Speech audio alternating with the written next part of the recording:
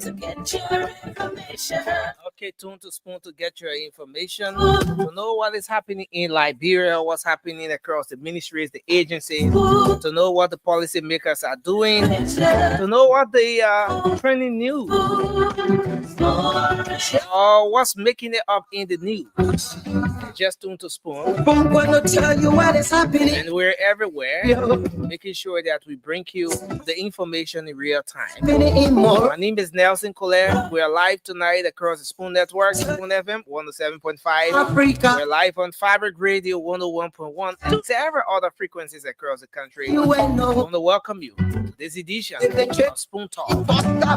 This is a space that Liberians across the world will run to at about this time to get the news, the analysis, engage with the policymakers.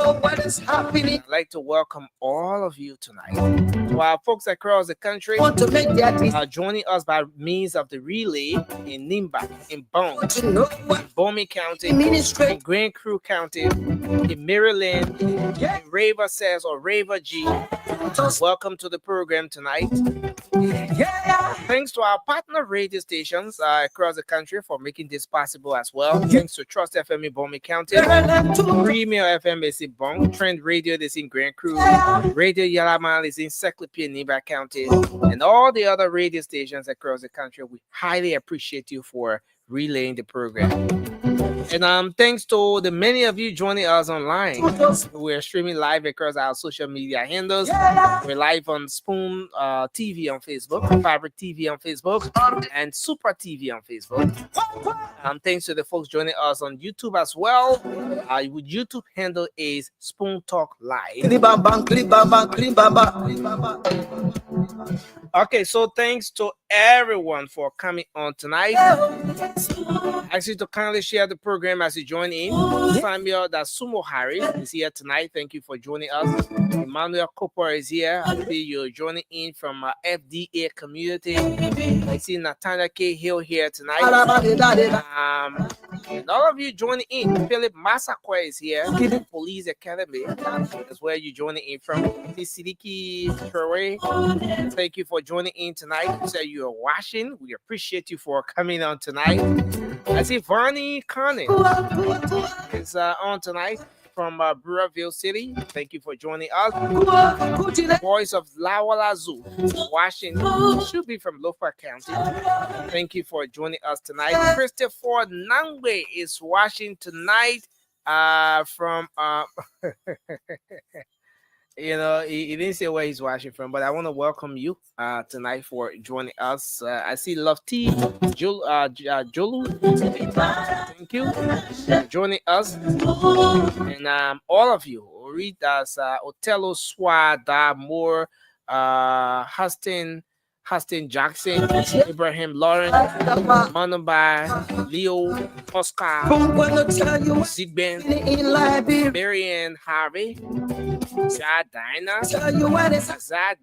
Lucini Kane, and all of you joining in tonight. We appreciate you for coming on tonight's edition of the program. We're going to go to the phone lines as we always do.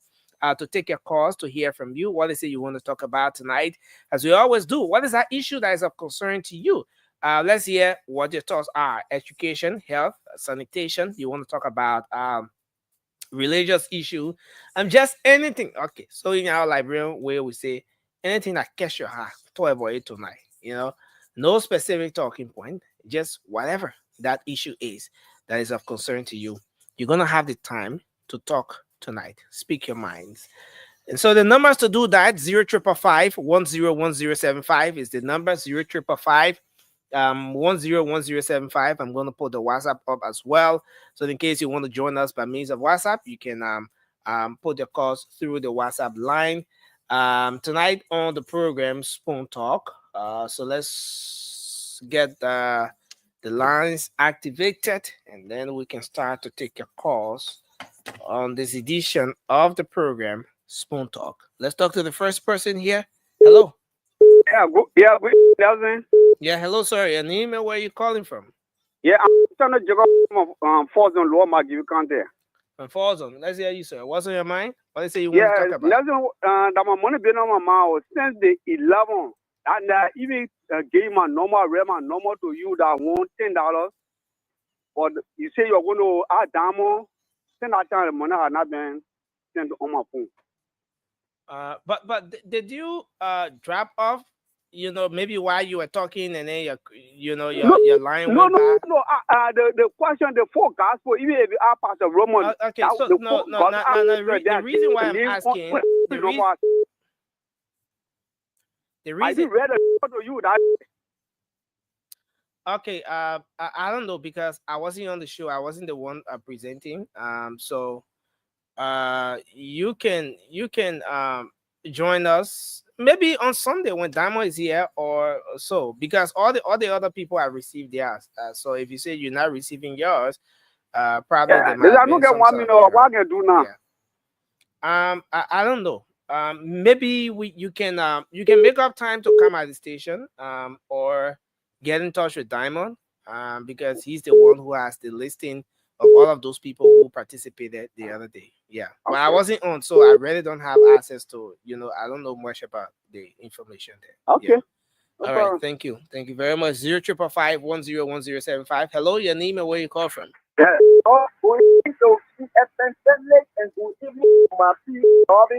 Yeah, you are live on the show, sir. Go ahead. Just go ahead to your point, sir.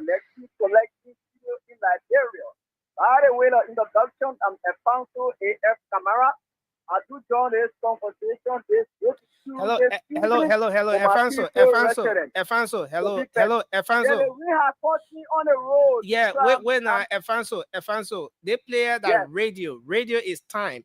When you call your name and go straight to the point. Forget about all that. Yeah. The illegal mining today in our country. Yeah, go ahead. So I'm speaking directly to the Minister of Land, Mines and Energy, Minister Wemute. Okay. To seek reason and try to manage the situation because you see the future embarrassment. It will be a serious embarrassment for the or disaster. Thank you. Our own bed of Novia and 80 virus. Thank you. I walk on the air, the royalty way of I not know the new right now, but I saw it kind of illegal money. All right. There's no need for those young guys to succeed as yet. So there's no new empowerment. Government also need to look at the key aspect of to empower the youth. Because when they made a place too, it will be a natural disaster to all. Thank you tonight. Thank you very much for your input. Hello, your name and where you call from? Good evening, Nazim. Yes, sir. You're live. Please go ahead.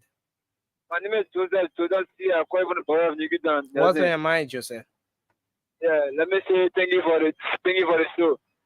My issue has been joined to the upcoming protest by this fellow who proposing themselves to be patriot or Labio. I think they don't have the moral ground to conduct any protest throughout the land of Labio. Reason being, Maru, who is Senate Bureau, who claims to be in front of the protest. I don't think Maru have the ground to conduct any protest in Labio. Maru down and one president. You don't check this. We are in 6 years. So, but I don't think Labio will give me the ears. Thank you. And I people on Broad Street to conduct a protest. Thank you. Thank you very much. Hello, your name and where you call from? Okay, so let's see if we take another person here. Hello, you are live. Let's hear you. Yeah, hello, Damo. This is Nelson. Go ahead. Yeah, Nelson. Good evening, Peterson. Yeah. Yeah, what's on your mind, Peterson? Yeah, what we have to do with the discussion, those Snowe is coming on the radio tonight. But Liberians, we should listen and forget about what happened. Let's listen to Snowe tonight. We came a very long way. What we did in the country, because every one of us we come part of the Liberian civil crisis. So this time around, we shouldn't allow people to play on anybody's mind. The little piece, the fragile piece that we're going to do. Nobody play with this piece. Nelson, I can tell you for sure. After that, Sonia, I just left from State County in the southeast. I know what people are going through there. So if people try to use all kind of statements that will embarrass all that tomorrow international community, our ECOWAS brother will not come here to help us. That person self will feel a weight because our old people had a parable that when the child said that the mother will not sleep, that child too will not sleep. Thank you. Lord for everybody team and build this country. Thank you very much for your input. 0555-101075. Hello. Yes, you are live. Let's hear you. I'm Johnson calling from people number 4 Colorado. So the issue, Yeah. you see what is people now taking Gary for rest in our country. Now and then you can find rest for easy price for the common people to be able to feed their family. People are dying every day from hunger and the government is not addressing the people. And then you see the government coming up with some kind of scapegoating tactic about bringing letter for Edwin Snowe. Because they don't want to face those challenges that face with the common people. People in the country now and then, they get paid their children's school fees. They are closing, as you can see, Iraq closed on the regime. Our brothers and our sisters go out of job. Other businesses are closing. As I speak, Duboro Johnson currently another business coming close a few days. Because the men are able to get money to pay worker. The men are able to get money. Business are not booming. So the country here now, we know where we're heading to. But the president was just sick and another girl lost or kidney at ENME hospital. Hello? And now the president West is well passing around. Hello? We're not talking about that. But at the country we found ourselves in. Okay, thank you. Thank you very much. Thank you very much. The president not even thinking of common people. But that's why when you see JB shoes, a knee on it. When you see Joseph Bagat coat, a knee on it. Thank you. But the Thank you. president was not customizing a coat 2 years ago. But today he said over the state cover, he customizing a clothes. Thank you very much. Let's hold you there and take another person. Hello, your name and where you call from? Well, thank you very much, Nelson Colette. Well, my name is Andrew Wisse, and I'm from Barnesville. Andrew, what's on your mind? Well, I just believe that we all Liberians should try to coexist. And whether you're from CDC, you're from the United Party, these are two political institutions that govern Liberia over the last 18 years, although just roughly now we're going around 20 years. So we want to urge everybody, look, government comes, government goes. Yeah, you may see it a bit long. If you don't perform well, the Liberian people will remove you. But I just believe that we all Liberians should support. We cannot mind because the United Party several things in the past about the CDC. We should continue on that path. If we continue on, the other people will come later on. When even CDC come out of power, they will continue it. So we should all strive to be able to move Liberia in the rightful direction. Let us be able to engage government, the opposition, constructively. We must not just say things God want to say it, and it will not be helping our country. Look, I urge our leaders, the Excellency Joseph Mabreka, and our former president, Ambassador George Manawia, to do everything to reconcile our country. Our country is divided after this election. Thank you. This is something that on my mind, and I have to speak it. I want to say thank you to you.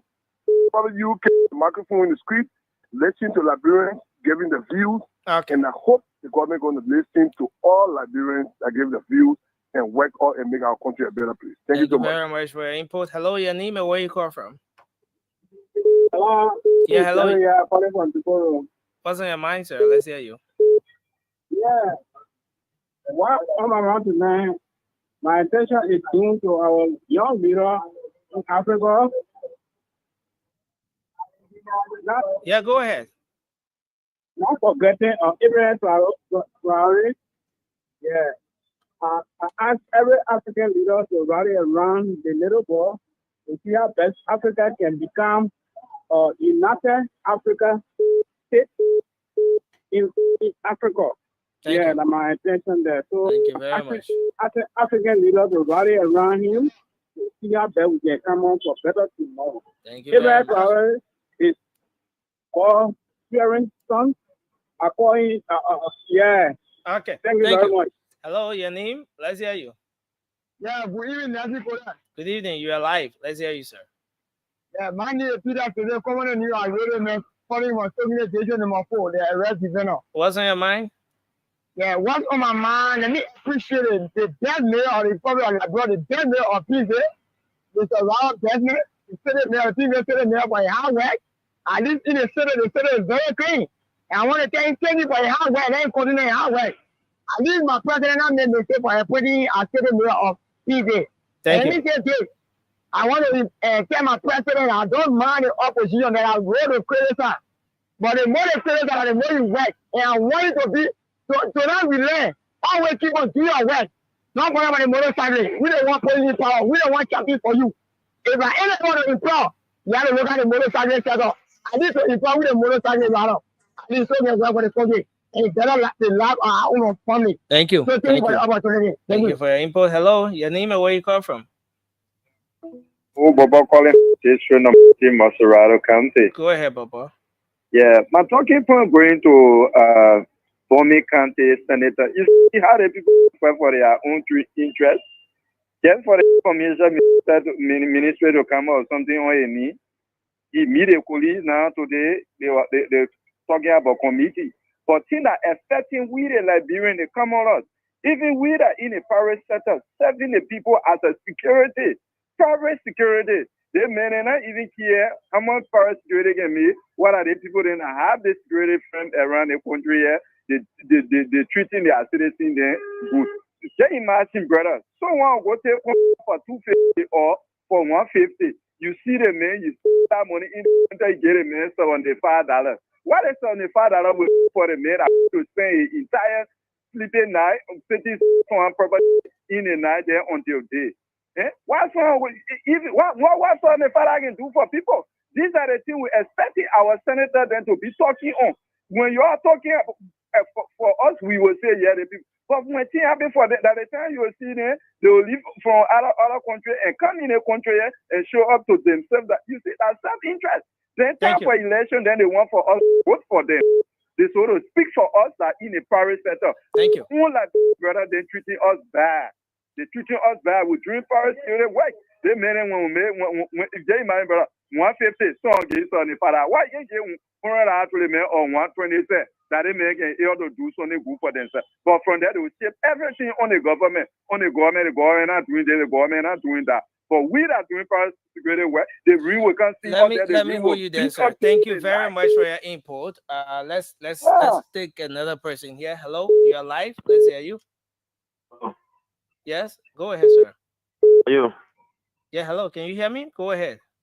Thank you. I'm the political party Lubumba, and I'm calling from Kowere this time. Okay. Thank you for the opportunity to allow me to call this evening. I want to speak to certain cardinal issues about our president, the greatest president, Ambassador Joseph Walker. You know, the last time I heard a series of protests by Baleko, Moba Mulu, he got one CDC called.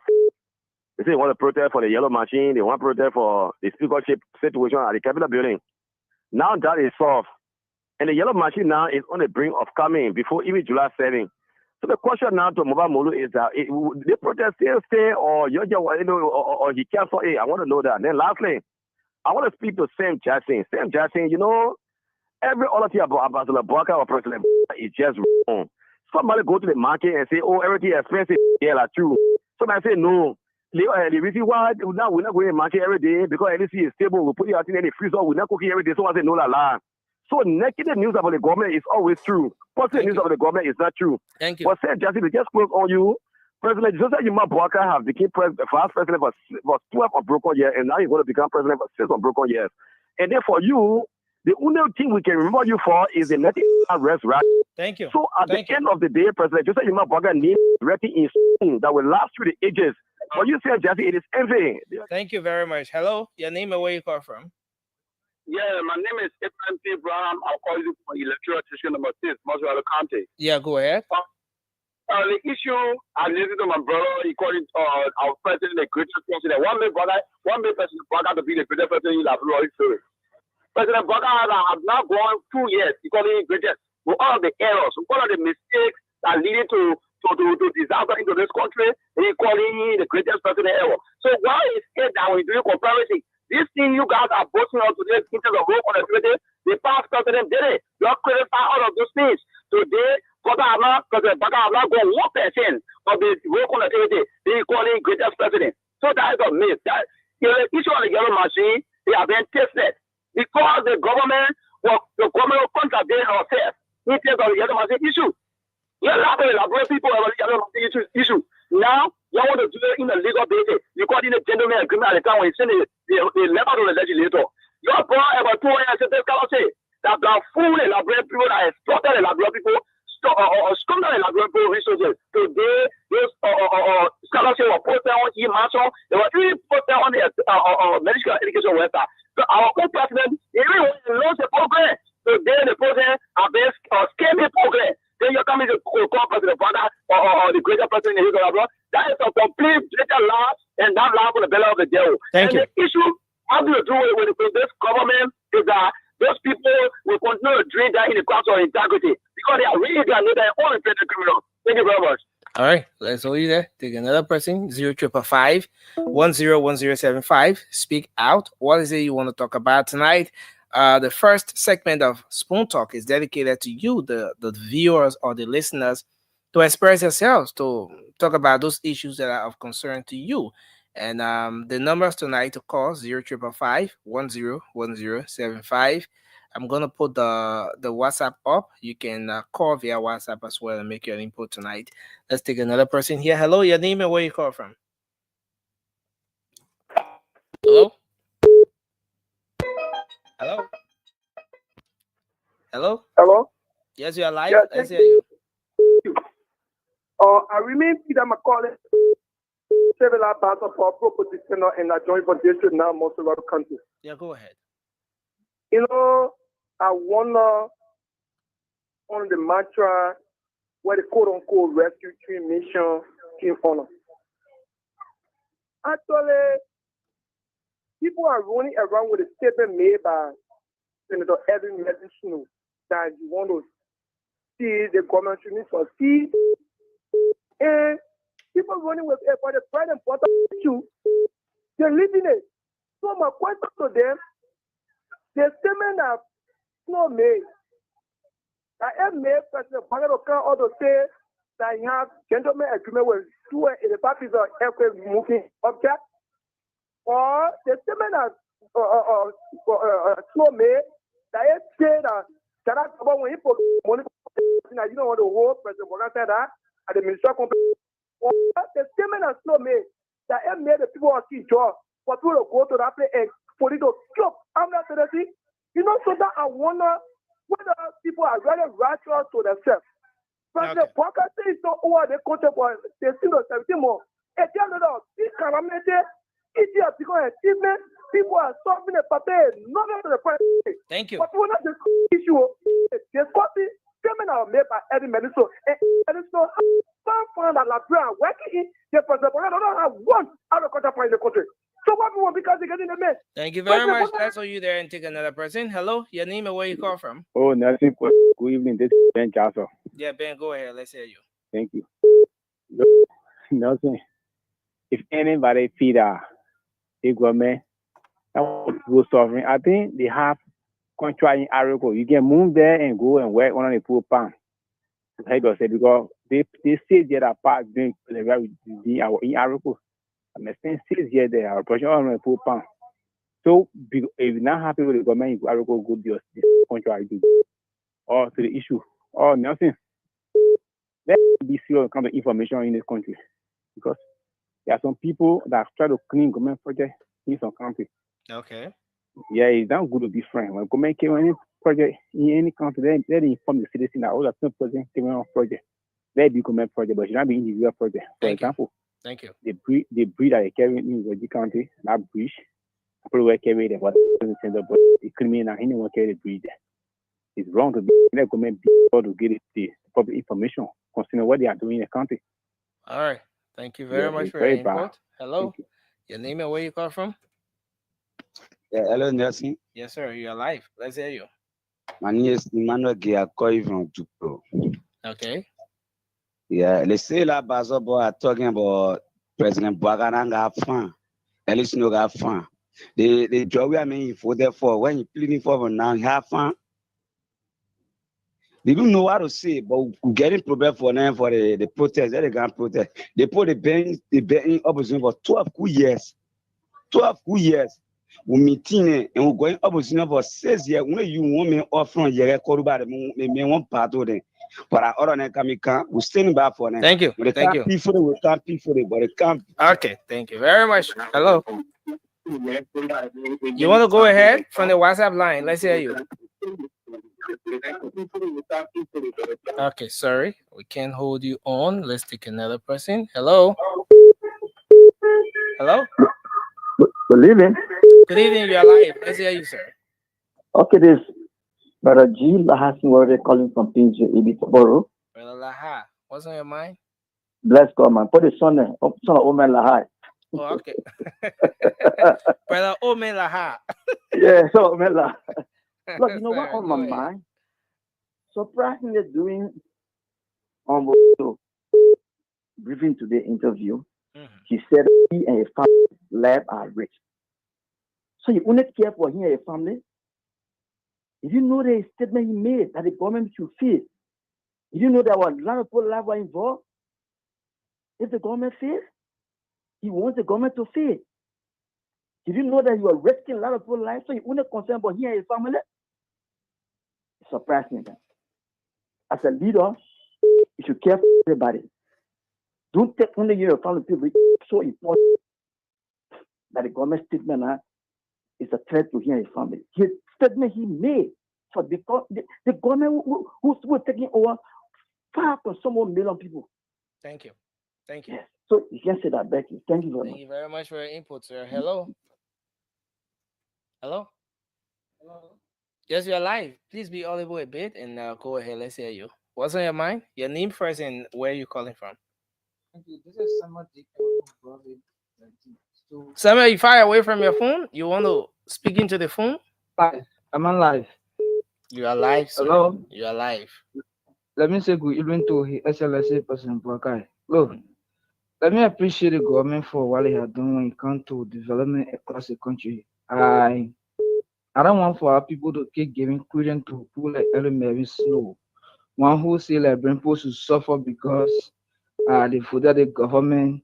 One who say he want for the government to fail because he want come to power 2029, and people are questioning the ability if he had the power to destabilize the government. Look, one who had the influence to sit at ECOWAS can display or maybe reveal confidential information to opposition that had the propensity to marginalize any government, not only Joseph Borrell government. So these kind of people, we should not get included. All we can say to these people, Joseph Borrell should be encouraged as president to continue with his development across the country. Thank so we can have the country successful for now. 2029. So we're not about job, we are coming back, or there's no coming back. These people that got no more ground to criticize anybody when it comes to governing in the country.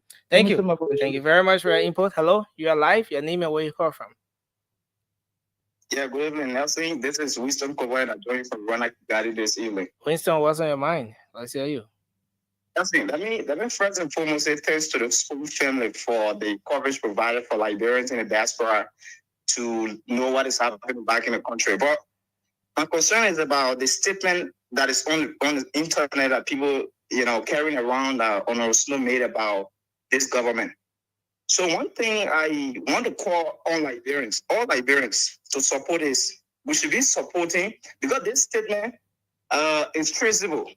The statement about somebody especially a policy maker calling for government to fail, is something that is traceable under our law. So I think we as citizens of the country, we should be calling on the government to bring in impartial investigator to be able to investigate this policy maker. Thank you. If this investigation has been done properly, then now we can all mobilize to see how we can impeach this lawmaker, because we need peace in Liberia. Thank you. Let us all follow the right procedure for our country to move forward. Thank you, Nelson. Thank you very much. Let's go there and take another person from the WhatsApp line. Hello, you are live. Your name and where you joining us from? Okay, so we lost that person. Let's go back to this line. Hello, let's hear you. Hello, Nelson. Yes, sir. You're live. Thank you so much. This is my very first time to call on this phone. I'm John S. Wongler calling from Banjo. Go ahead, sir. All these things that people are talking on the social media, on the platform of the Spoon Network, what is the way forward? Let me say this. Snow is a person that represents this country on the African continent. You understand? That certain position you can have in life as a person. There's certain things you cannot say. And when you say these things, it can haunt you. And I believe and I know that people are going with all sort of information concerning Snow's statement. But exactly to be frank on this network to let my first time calling on the network to say this, what Snow said, at least he should come out to say that he's sorry for what he said. It was a presenting himself. Okay. Thank you. Thank you, sir. Fine. Thank you so much. Okay, so we'll take another person. Hello? Yeah, you? Yes, you're live. Your name and where you calling from? Yeah, cousin, this is Jones Cape Betty calling from the Sync-Up Bell, driving through the Sync-Up Bell this evening and good evening to your listening audience. Yes, sir. No, Nelson, let me get down with some point of correction. I show you have allowed many people to pass with this. But Senator Snowe didn't say he wants this government to fail. He said, I hope he doesn't do better. I hope he doesn't do better. That he should have one turn. But you see, the issue of comprehension is public in the country. After what I said, one or two people, other people follow suit. Because many librarians, many of us, our heads are buried within a political government and are buried within political party. One song from that political party within some hierarchy and say this is what Nelson Collette said. The rest of the people will run without investigating and say, that's the kind of society we have. People depend on other people to feed them information. Their comprehension is very poor in this nation. That's not why Edwin Snowe said, oh, check on the same platform he said it. Okay. Let me just call on this government to tolerate freedom of speech. You know that level of dissent, always attacking people. Once you try to critique this government and try to harbor hate, it is bad. So we are this administration. President Boyka supported protests in the nation. Never one day he was threatening of his VIP. Never one day. And other people, including Jete Korba, those that beat war drum in this nation. When President Boyka then, with a level of freedom of speech, he too, he held on to in this country. Now he continues threatening our freedom in the country, threatening the peace. No one should speak freely. Expect all to be buried within the Unity Party political government. We are going to critique you, Mboga. Certainly, we are going to critique. And John Edwin Melvin Snowe, we are going to critique you to the fullest. No amount of threat will threaten peaceful speech in this country. Thank you. We are all not brain. We have rights to go all out and critique all of those parties. Their respect for the Constitution. Their respect for human rights in the country. Are we not seeing it? Thank you very much for your input. We have to hold you there and bring another person in. It's about everyone, at least, having a time to speak out. Hello? Hello? Yes, sir. You're alive. Let's hear you. Yeah, this is Amos calling from Pakopi Wukam. Yeah, go ahead, sir. Yeah, I want to say a very big thank you to school family for letting Liberians to speak their mind. It's actually good. But you see, when we look at the problem we are going through today in Liberia, we bring everything to Mother Johnson Salif, because for any government to actually succeed, you have to look at people who are in power, especially people you call vice president. They are there so that in the case that the president is removed, either by death or any other means, they already know the problem of that country. But for Madam Sali to look at George Weah, who came from nowhere and made him president, there our problem started. Look at the way the country was looted, every sector was just broken down completely. Now this old man came and took over the broken economy, everything. And then the old man trying his best to put back the country together. And you see the opposition always coming with problems, criticizing the government doing this. They see people when the government want to move, they criticize, they get vexed, they say a lot of things. Look at like the Prime Minister. We were not fighting war. How come that amount of money was used for security? Today you are defending the court going up and down. Okay. So these are the problems. Thank you. So we have to give this old man a chance. Then he work and develop our country. Thank you very No much. country can get developed like that.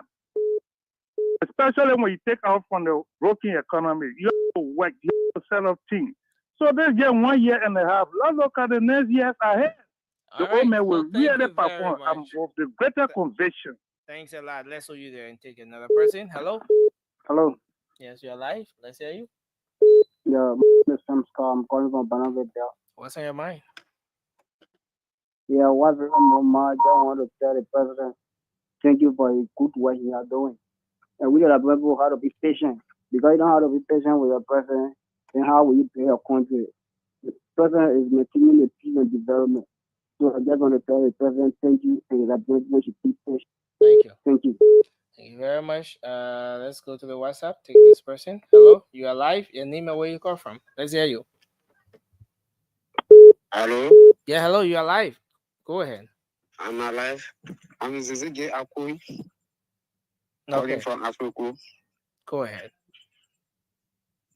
Yeah, I'm listening and watching on my other phone what the people are saying in Liberia. I'm no me Jackson. Liberia only thing about the present. They always praise the past and they can't praise the present. The time my early was there. After my early level job, we are in the people say job we are my early were good. And the time my early was president, people say she was not good. After my early level job, we are they say, oh, they start messing, they say, we are not good, my early good. Right now, Bell job we are left, that job we are being good. They say Boca not good. I don't really know how we can think. They get messing the country now. Nobody can get something on there. We always think they get it and past thing. We never praise the present, they always praise the past thing. Thank you. And if we do that, we will never get nothing in that country. Thank you. Thank you very much for your input. Crazy. Okay, sir. Yes, sir. We appreciate it. Now I see the CEO. The good is yes. Yeah, I don't know why you always work for me, you know? That's it, yeah, man. The thing is, it's just not right. You always work for me. Like, you want to come on the show, come on the show. Don't work for me, Counselor. What's wrong with you? Is that how you can fight in court? But I've been in the background ever since, my man. No, but you man. I'm hungry. I'm looking for food to eat. But I've been in the background. I can't understand. That's when you keep me in the background. Yeah, but you come. I know. You were the one that instructed Nelson to keep me behind. And you come. I wasn't in. Wait, now. You came up before me and you said I instructed Nelson. Seriously? Yeah, you see, you came. So how now? How I will be up here waiting for you, and then you come up before me. Right. Let me say this, okay? When you're on the show, come on the show. Just start doing that hiding things. I mean, make up your mind. Okay, I'm on the show. I'm here now. Yeah, how are you, man? You and Fubi and all of you just playing this small caca. I'm good, Counselor. How are you, Fubi? Hello, Stanton. How you doing? Larry Richardson, how you doing? I'm hungry. I got Spanish though. I gotta go eat it, you know. But it's okay. It is what it is. I heard that Larry Richardson, you want to do food shopping today. Yeah, that's true. Then you myself talk. I call you and you call me back. So I told you on my way to the grocery store. I saw her on that the Richardson. She want to do food shopping. I can tell you everything she bought. She bought what's that drink? They call it drink naked. Because you asked for how good I 2 years. No, but I said drink it naked. Yeah, the drink is naked. Saying it. It's a mango, and most people know it. It's not cheap, but most people know it. Yeah. I don't want to do it. You got a lot of sugar, so. Yeah, it does. Yeah, they got 59% of sugar. Yeah, you've had it before then. And that's a problem. Yeah, you can't have Fubi, it. I don't think It keeps me but I going. think Fubi manufacturing sugar drink, which is Coca-Cola, so it's not strange to him. I thought Fubi told me he was. Where in Burkina Faso? Yeah, In Burkina Faso, he went open Coca-Cola factory there. No, he went to the Coca-Cola factory in Burkina Faso. That's what I heard. Wow. Then you gotta hire someone else. Wait, Fubi. No, I'm sorry to get your business if you don't want to talk, Fubi. I didn't HR. You playing pen and roll yet to tell. I tell you, I'm president of the But on a serious note, though, listen, Fubi, I stand to be corrected. You've been working with Coca-Cola since, let me see the date, maybe 16 years now. Am I making a mistake? 16 years, correct? John 2006. Okay, so I'm right there, maybe 9 years. So No, 2006. It's almost 20 years. No, but I'm correct then. 2006. I'm correct. Almost 20 it's years. Almost 20 years. 19 years. Yeah, 19 years. Yeah. So Fubi he's a grandfather. He can take pension now. He can retire now.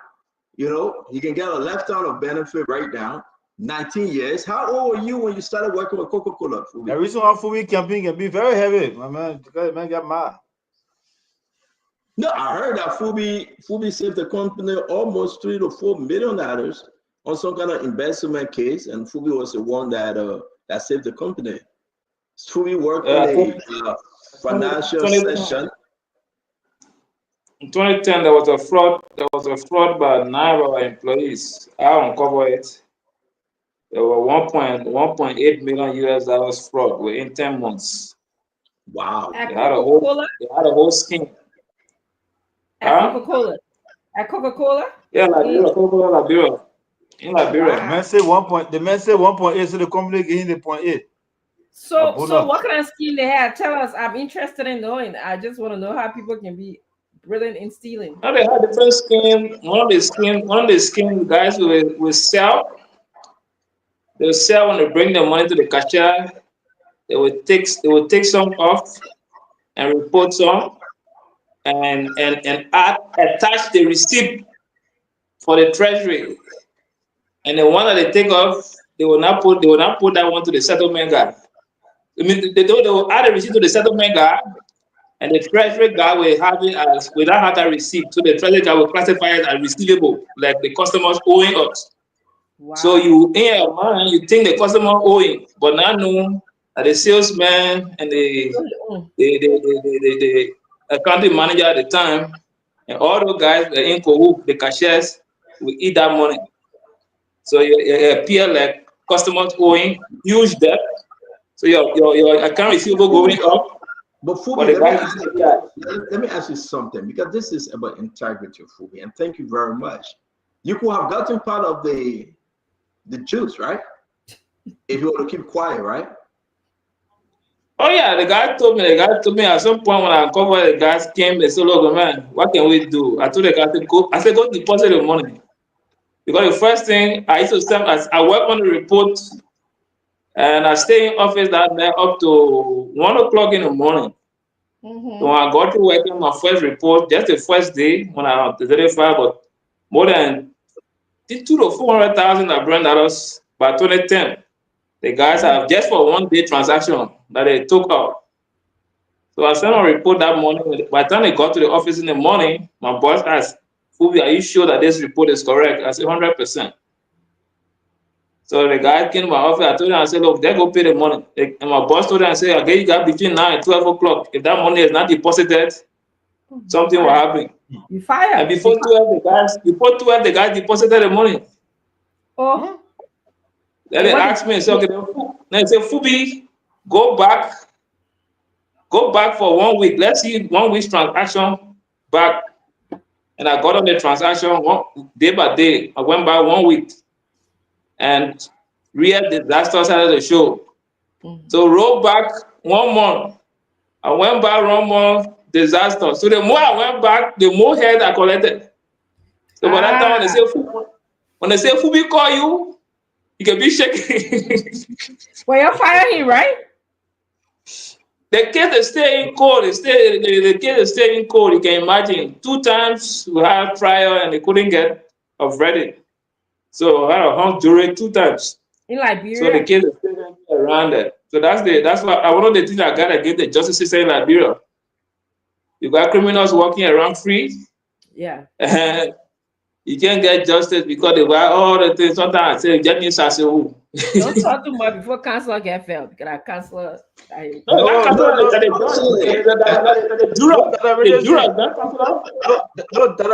Even we, the government, because we suffer the case. That's a criminal case, and we have failed to get conviction. You understand? Yeah. It's because of the system that we have. We have a jury system where the people the people don't care. You know. Let me tell you something. People react against the government. You see, when you have a group of political jurors, yes, who sees the government as an opposition to them, when they go on the case, they're not looking at the victim. They're looking at the government.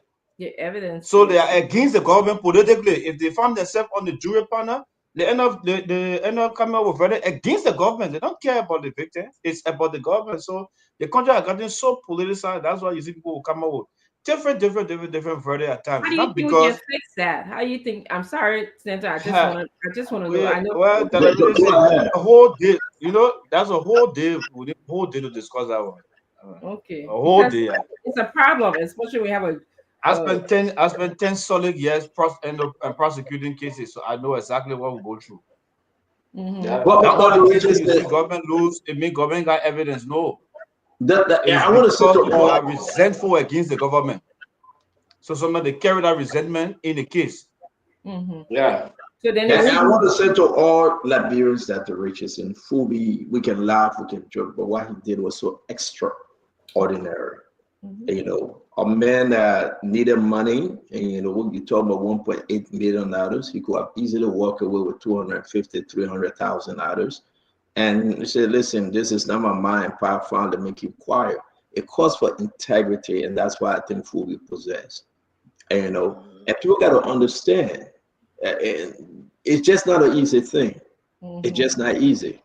I mean, right now, people say, I heard that Fubi get a lot of cars in Liberia because the company now, trust Fubi integrity. They believe in him. They have promoted him. He's making a lot of money. I had a long conversation with somebody and said, man, don't look up Fubi. He's making a lot of money. I said, wow. Fubi, I'm not putting a business on there. When that stuff happening, I don't have car. I had to ride motorbike to go to work. When that stuff happened, I told the guys they threatened me at some point. They said, they'll use medicine. And I had one walking stick I bought just that time to come and say Chief Zamzam. So when I reached to the gate, what do you keep? I bought one walking stick. I had to come and say Chief Zamzam. So when I reached to the gate, I get up on the motorbike. I reached to the gate. I was knocking 3 times before I entered the fence. So when they see me enter the fence, I will not even discuss your people. But I want to say, Fubi, it's good. It's good at but. So I mean, how long you want to stay in Burkina Faso for? Now, we'll discuss that. I know you got Burkina Be wife in that place.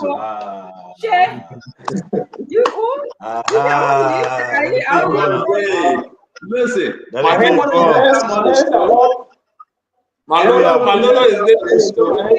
we have been resettled. Every one of you that have been resettled. I dig behind you guys. I heard that the man got a beautiful Burkina Be, and nobody beautiful past Liberian with me. Let me just tell you right now. Listen, Dr. Richard said, I know, but we got to say it like we see it now. That Fubi So, at the end of the day, nobody told you that. No, I can tell you who tell me. For me, I don't care. I can tell you who tell me. Nobody told you that. Somebody from ANC told me. Nobody ANC, man. The book that why I'm crying for suspension. They suspended you and they want you to be I'm silent. and you back. But you say you form your own alliance. The reason why we vest, well, the people vest. Don't be bad. Oh, they're going out as people come together, they work together. But Fubi, you gotta reconsider your position in ANC. I think the ANC, and I can announce though, we are in serious negotiation for Mr. Cummings to appear. He will be appearing on the show maybe on Sunday, unless or sometime next week. And also, I can announce that D. Maxwell Kemaya, the former foreign minister, will be appearing on Spoon Talk on Thursday. D. Maxwell Kemaya will be appearing on Spoon Talk. Today, we have the Honorable Edwin Snowe. He will be appearing today to talk about the issue at hand and take some hard questions. Tomorrow, we're going to be having Senator Creighton Donkey from Sano County. Senator Creighton Donkey from Sano County will be our guest tomorrow. And on Thursday, we'll be having the former foreign minister, Dimax Kemaya. Again, we have reaffirmed, I just spoke to him, he will be our guest on one-on-one with the CEO to discuss everything. I will also add, and this just coming through, man. I was also approached again. I can announce it because I was told to announce it, that probably Jefferson Koji is coming on Spoon Talk to have some one-on-one open conversation. Jefferson Tamba Koji will be appearing, if it is confirmed, the negotiation is on, to have an open conversation. Everything will be on the table. I don't know what you're going to be, but it will be the hell of a day. Tomorrow also we'll be having Jacob Jalaba. Jacob Jalaba will be a contributing a panelist on the show. Jacob Jalaba, you know him. I mean, he will be joining us tomorrow. We're going to be having a big stick. Huh? Is that the big stick? I don't know what you call the big stick. Yeah, that's how they call Jacob Jala, big stick. That's what. No, Jacob Jala. I'm sorry, you're right. Jacob Jala, not Jaliba. Jacob Jala. Yeah. I'm sorry. So again, big stick. We just this thing you're gonna get jam packed, and I'm telling you, we are in conversation. Also, I can announce that people say, well, will Ruth Coker Collins, the former public work minister, yes indeed, working on the days to squeeze her in because we are jam packed this week, but she will be coming to talk to us about how she left the public work ministry. A lot of stuff is happening. It's an open season now. It's a transfer season. Anything can happen. But tonight we're going to be paying our respect to Edwin Snowe. But before we do that, the back and forth of everything, we want to welcome each and every one of you. Again, what's going on? We woke up this morning. Papa JMB got on his private jet. He going to Lagos, right? 50th anniversary. No wahala, but we're discussing. Papa JMB got on his private jet. He went again. This private jet news happening. That listen, the government is in preparation to buy a private jet for the president, and the vice president, for the country. Right? If it is true, around $30 to $40 million, who knows? Long maintenance, right? Again, we will discuss it. Whatever the case may be, we are here. But I begin to make some comparison after we speak to Snow today. Same President Walker now doing exactly what Josh Manaway did. Again, we have to discuss it because this makes politics, right? Same President Walker getting up in the morning, flying on a private jet, and waving goodbye to his people and say, "I'll be back." The Arnold Schwarzenegger, "I'll be back." Again, JB turn around and say, "I am in private jet. I will continue with my private jet. No wahala." We will discuss it. But if you remember when Joe Manaway used to do the same thing, again, the private jet issue, again, where are we? Will the government just buy a private jet and put this to rights? We will discuss it likewise. It is same more. They call it deja vu all over again. Same game, same team, different players. So where you are with that one, we want to welcome you on the show. We're going to discuss it. We're going to say what you think. I mean, it is what it is. I also want to bring to your attention that the Senate gave the labor minister 2 weeks to come back, to come back in 2 weeks. Man, the labor minister is ready. Cooper Crowd is ready to come back and discuss issue of national percent, especially the $8,000 work permit. You got to categorize it. You got to break it down. And we will be discussing this likewise. Hey, I mean, it's reminding, Model, the former chairman, the former commerce minister, he's reminding Snowe. We want Snowe to come in. What would Snowe say? But a lot of documents coming up again today. We see that for the government attempt to paraphrase Senator Snowe comment. We discuss it. We see that CDC coming up again. The political party CDC condemned Boycott administration's political persecution of Senator Edwin Snowe and continued assault on democratic governance in Liberia. There you have it. The words of words are going between Senator Snowe and that of Jeremy Pierre. Again, today, the senator was on the floor. He spoke, he made his different comment, and he's saying to all of you, listen, let's go for an investigation. Then guess what? We promoted Dr. Richardson's daughter, that she'll have some art show. Dr. Richardson will come and talk on it. And again, I want to say to all of you, we're going to have a very interesting conversation tonight. Whenever you find yourself, let me just bring in. Honorable Snowe will soon be joining us. But very quick, Fubi, what's up? We got a long list of guests coming this week, and we'll be having an interesting conversation. And people send me this thing about Stan. We'll discuss it in the back. Now, the people that are having the July 17th protest, they say they open an offering basket. Is that true? Are they collecting offering? No. Are they collecting offering? Yeah, they're gonna collect it back. All of people collect offering in the past, so the same people collect offering, my man. Same thing. No. I'm not talking about in the past. You guys real quick to go back in the past. Yeah, because of the cycle. That's what makes the government in trouble today. But the hala bro is the hala bro looking. Yeah, but I just asked my question. But can you take your brain and your mind and your body and your soul from the past and let's build a better Liberia? We're telling you why. Hey. Because the same people. We don't have new people. We don't have new actors. What the same actors? No, the same people. No. Those are different actors. But for you to say because they did it in the past, so it means that they should do it today. And who was Moba Molu? Who leading the team? The new people leading the team? They're not strange people leading the team. Councillor, people. Councillor, yesterday, Moba Molu had protest yesterday. What?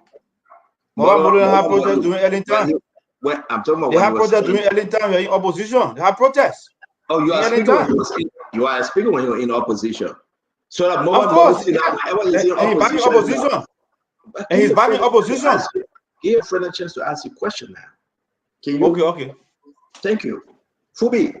So this thing now, whenever Moba Molu in opposition, he will protest. So it means that you shouldn't be in opposition. Yeah, that the man that and raising offering, you know, they had that war crackle stuff. The man that got allegation against they say as soon the first 10K when Elena, you know, they have a leader protest alone, they get involved me. The man got a first 10K. I mean, the people carry offering basket around. What am I in a basket? They carry offering basket around. They say put in something. $2, $5, put it in. I mean, will you contribute to the protest, Fubi? Will you contribute? I'm not even supporting the protest. I will contribute. You get money from Molu Puleya. You get money from Molu Puleya. If you got money from Molu, if you got money from Molu Puleya.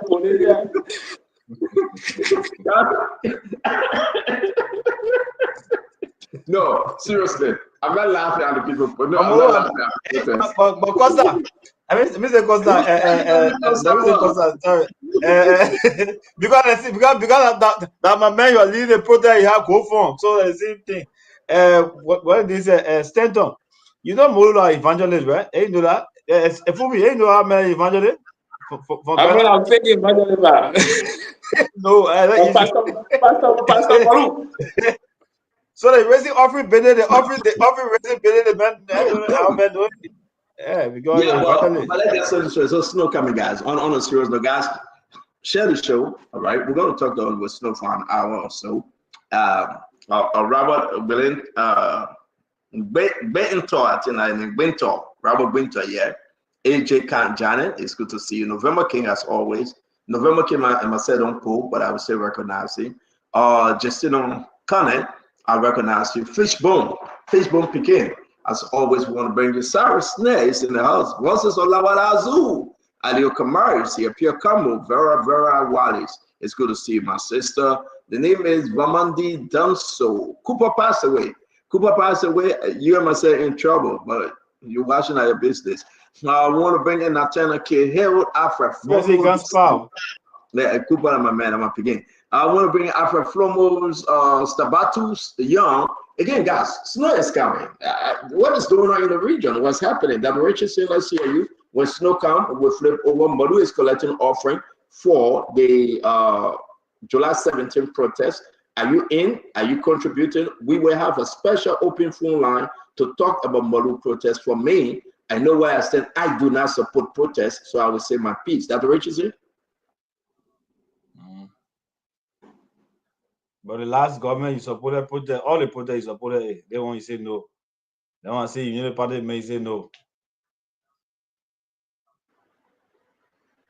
That Richardson, that's sorry, I'm not. I got the unmute button. It's something going on with my tablet. It goes up and goes down sometimes, so I can't see the unmute button. But I am unmuted now. I did hear Councillor Goose saying that accusing Stento of supporting protest. No, you didn't accuse me though. I accuse you. I accuse you of supporting protest. I'm saying it. I'm having it. Yeah, what did you say? You supported all the protests during the past regime, but today you say no, you can't support protest. When I say Unity Party, you say no. I'm not supporting any protest. Okay. No, okay, I'm not supporting. One thing you gotta know about me. I tell the Liberian people what I said. Did you speak against it? Yeah, since we started the show, I've been denouncing protests. Seriously. I got a track record. I've been saying no to protests. You know what? I always say no to protests. Play the clip, my man. You like to play other people clip. Play the clip. Play your clip. I remember the 70 show. I'm not playing no clip. You can find it because I've said it. There's a reason why I always say no to protests. This government got about 3 and some more months left. I do believe, wait, if you don't want President Baka anymore, vote him up. Right now, I don't think, but I will say my own. I got a different view on protests. I really don't like protests that Richard say. Seriously, I told people to wait and vote your way out. They listen to me. Why you want protest now? I mean, more than my friend though, you know. But I would tell more about Modu when he called me. I mean, that's my position. My brother, I don't play Tabata. I say my own with that Richard. That you play. Yes, You're interrupting the lady. You're interrupting that Richardson now. Yeah, I'm interested in hearing what Senator Snowe will say tonight. I think we have a lot of questions to ask him about what's going on in the region. You know, the last time I saw a great unification picture with him, the pro tem, the vice president, the president, I was excited that, you know, to see the form of unity occurring in our country. So I would like to welcome him to Spoon tonight. I've been thinking a lot. I read somewhere, I believe it was on one of the newspaper about the smuggling of our Liberia timber out of the country, that we are losing in terms of monetary value for our timber. People are taking them out of the country. Sometimes they're leaving the logs just in the forest to just, you know, get rot. So we have to investigate that. We have to look into that. I will expand more on that in the future. I'm still studying the subject matter at this point. So it's good to be here. Welcome everyone. Yeah, well, welcome everyone. I want to say we're still waiting for Senator Snowe. Senator, what's his first name again? Snowe, right? Edwin Snowe, yeah. Senator Edwin Snowe, we're still waiting for him to get into the conversation. It's going to be a great show today. And when let me warn you though, when Senator Snowe comes on the show, just observe his surrounding. Just observe his home, beautiful home. Beautiful home. I seriously, I love some good decor, you know, that Rachel say. I do. I don't know who can lay out Senator Snowe, and But he can get a tour because some of us never seen it before. Yeah, man. I want to see it. Yeah. We are waiting for Senator Edwin Snowe Jr. to join us. Again, we're going to discuss some serious issue, but you know me, I love to come to make everybody relax because our country is where it is today. I see that the senator in the back, Senator Edwin Snowe Jr. Senator, you are far over. I like that artwork. Yeah, we don't want to see more. Yeah, can you zoom in small? What's that made in Liberia? I like that. Is it okay?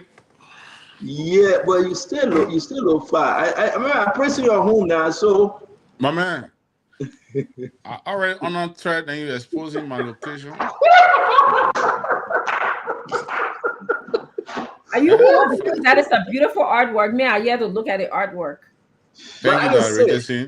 That is not when my the artwork matching your colors, your colors. Yeah, in the artwork. Absolutely. I love the colors. modify Like exactly the colors you're wearing and the colors in yeah. this artwork. That's true. Yeah. Yes. No, I think that artwork from Gambia. Oh, it's pretty. I think it's from Gambia, right, Senator? You could be right. I'll check. I have an artistic daughter, so my eyes are. So you have problem?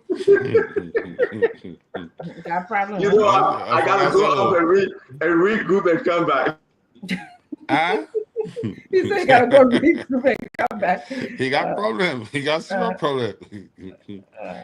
But welcome to So thank you very much for joining us, man. We got a lot to discuss today. I want to welcome all of you, all of our followers. Our first guest on the first segment is Senator Edwin Snowe. Again, you've been knowing what's going on, the trending issue in the country.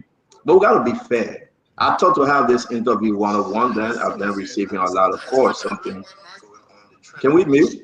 Senator, sorry, I was trying to share a show. Sorry. So my thing is that I just believe that it wouldn't be fair that we have an open discussion because the whole nation and from the ECOWAS community, they are concerned about the document that came out. Senator, welcome to the show. Guys, don't forget, tomorrow we're going to have Senator Creighton Dunkey from Sano County. On Thursday, we have D-Max Kamaya. He will be our guest to discuss the non-permanent seat. The former foreign minister D-Max Kamaya will be our guest. We'll also be joined tomorrow by Jacob Jala tomorrow to further discuss and expand on the issue. This is your network. This is the People's Network, and we appreciate your every meeting with us. Senator, welcome, sir. It's good to have you.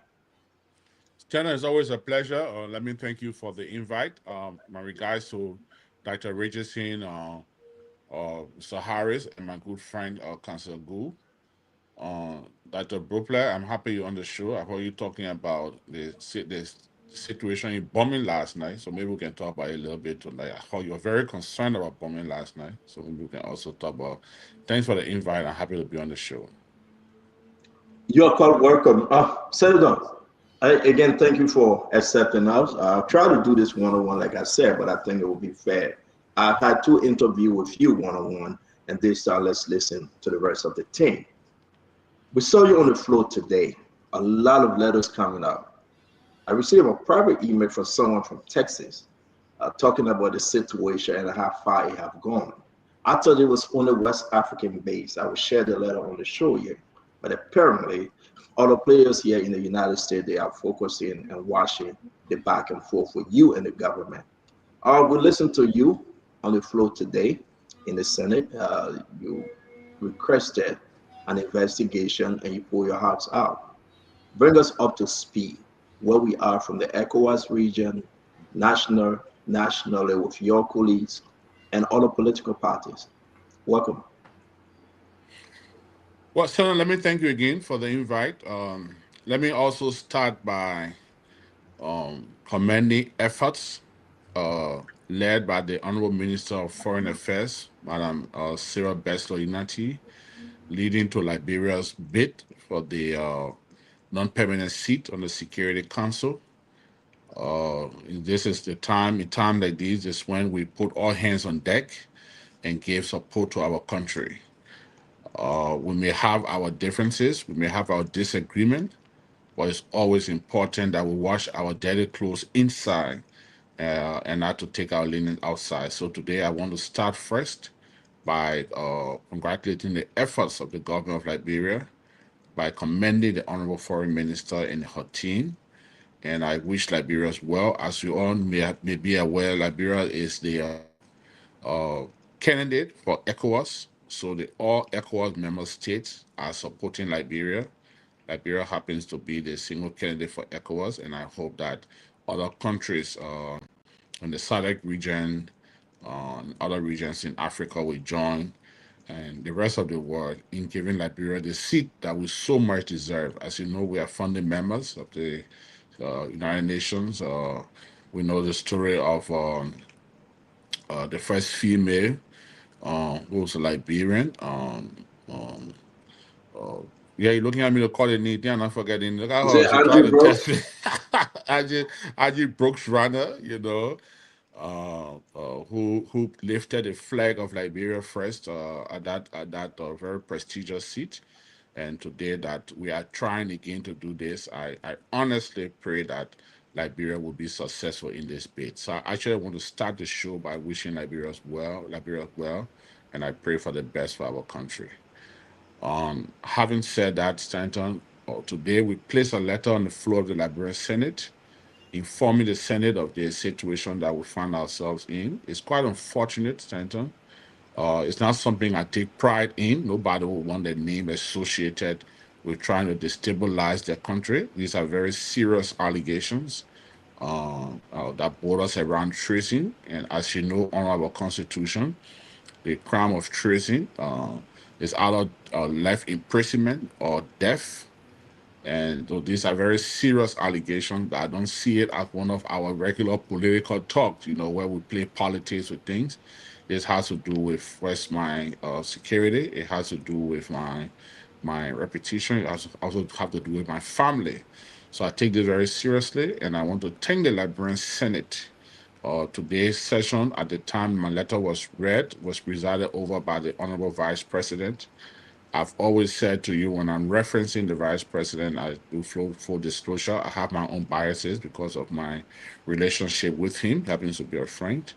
But today I saw that he had to preside over a difficult session, and he handled it very well. The Senate made a determination that the letter should be turned over to the committees on judiciary, the committee on security, the committee on executive, and I think broadcasting, to investigate this matter and report the findings to the Liberian Senate.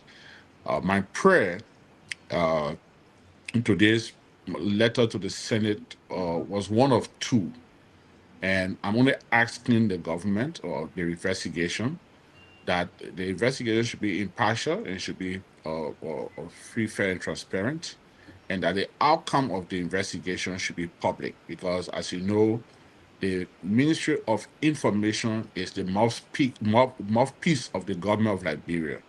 They have a very huge platform. So that release is already the international community in the West African region. It's in the ECOWAS region. Yes, the West African region is in other parts of Africa and the world. I've received numerous calls regarding this matter. So I feel it's not something that we can just take for granted. I'm not trying to prove a point or to try to embarrass the government, but I'm just trying to clear my name. Because when these kind of things hanging over you, tomorrow it will be used as evidence against you. So I'm only asking to make the investigation open, and the outcome of the investigation should be brought to the public, or the ministry can revoke the statement, retract the statement, and grant me offer an apology, because those things they quoted in the press release attributed to me are things that I never mentioned either in private or in public. There have been some talks from other quarters that have indicated to me that the information was gathered on intelligence. And as you know, in Liberia, sometimes when we get ready to lie on people, they will say we got intelligence on you. So I've said to my colleagues in the Senate that I'm not limiting the investigation to only what I said on Spoon. Because if you take only what I said on Spoon, then there's no case because I never said what the information ministry is saying. I'm also authorizing them to open any investigation. If I said this to anybody, you have any recording on it, or anybody can come and testify with tangible evidence that I said this thing to them, then I'm prepared to face the full weight of the law. But these are things I've never said. At the level of ECOWAS, someone called me today from the US and said there was a minister of government who said that I made these utterances in Abuja at the ECOWAS meeting. I've been at ECOWAS for a long time. Even when George Weah was the head of the opposition, he was the head of the Liberian delegation at the ECOWAS parliament. We never one day, not a single day, the Liberian delegation, whether it was by George Weah as head of delegation or Edwin Snowe, has ever gone to the ECOWAS parliament and bomb off our country. You know, America has its own challenges, but one thing I take from America, and I take that in pride, is that when they face the rest of the world, they stand together. You know, it's about country, the love for country. So I've never, Stanton, and I want to make this clear tonight, I've never one day gone on the ECOWAS parliament floor or to any foreign country and bomb off my. I love this country. I want the best for Liberia. I want my country to succeed. So today that people now saying, oh, not on Spoon, not what he said on Spoon, but we'll have intelligence. That's what he said. I'm also asking them to produce the intelligence. But I don't intend to drag this. I don't intend to make any political capital out of it. I want to say thanks to the opposition community and other well-wishers who have sent me other text messages or come up by statement. I know for a fact, and I'm not fool to think that they are doing it for me.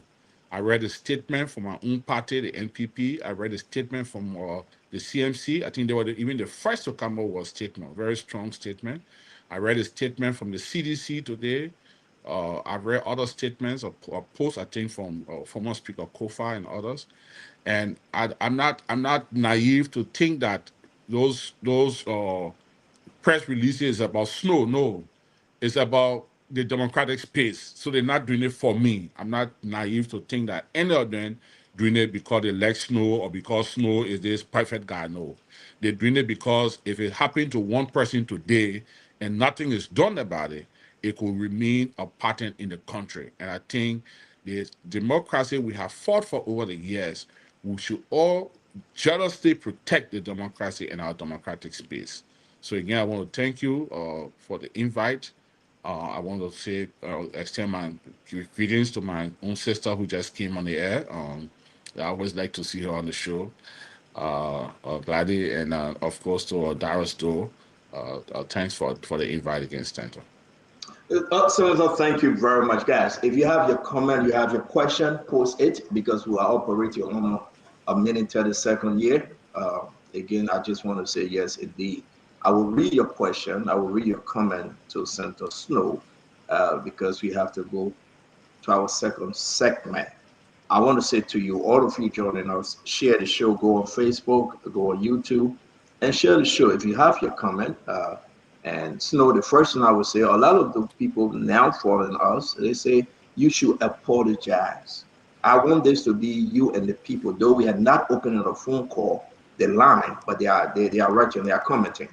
I'm saying and saying, Honorable Snow, just apologize. And apologize for what? Why do they want you? Why are they saying that you should apologize? What are you apologizing to, Honorable Snow? You know, Stanton, those of us that have been on aircrafts, that have been on plane before, when you sit in the plane, you look through the right window, you could see a view of the sky. When you look through the left window, you will see the same sky, but sometimes a different view. So it depends on which lens or which side are you looking for. What am I trying to say, Stanton? There's no secret that our country is divided. Our country is divided mostly on political lines. And sometimes we get blind to our political beliefs. You believe that there is a line your ideology will drive you to, so you should take it. Now, if there's one body, and I've been fair to that tonight, that will tell me to apologize for the statement that the government of Liberia issued against me, will be Spoon Network. A Spoon Network says Senator Snowe on the network, the one-on-one you had with Stanton, or Stanton come and say the one-on-one you had with me, the accusations from the government are the things you said on my station. Then maybe I'll say, well, maybe something was wrong with me that night. Then I'll say, well, send the man who interviewed me say how I said, then sorry. But Stanton, I did nothing wrong. I did nothing wrong. I made a statement and I said today in session, Stanton, I said I want the government to be a one-term government, and I stand by that statement. I won't change that statement. And I think that is a statement that my friends are not happy about. But what do I say? I'm an opposition. Is there anywhere in the world where an opposition will pray for a government to be a two-term government? And so let me push this to you real quick. Have you heard anyone in the country, any leader, any political leader, any senator, any representative make any such statement? Well, I read a lot on social media. As a matter of fact, today I read from my good friend Amin Moda, which is expected if Amin Moda will say the same thing. I mean, job in the high, everybody got to try to get to come back in the system. So if you think you can send a post out that will bring you back in the system, it will be fair. So Amin Moda said I should apologize. Apologize for what? But I like his statement because he started his statement with venom. He started his statement reminding me that like an eye for an eye. So when it was my time, you did it to me. You said something to me, so you should come now, you should apologize, so you are wrong too.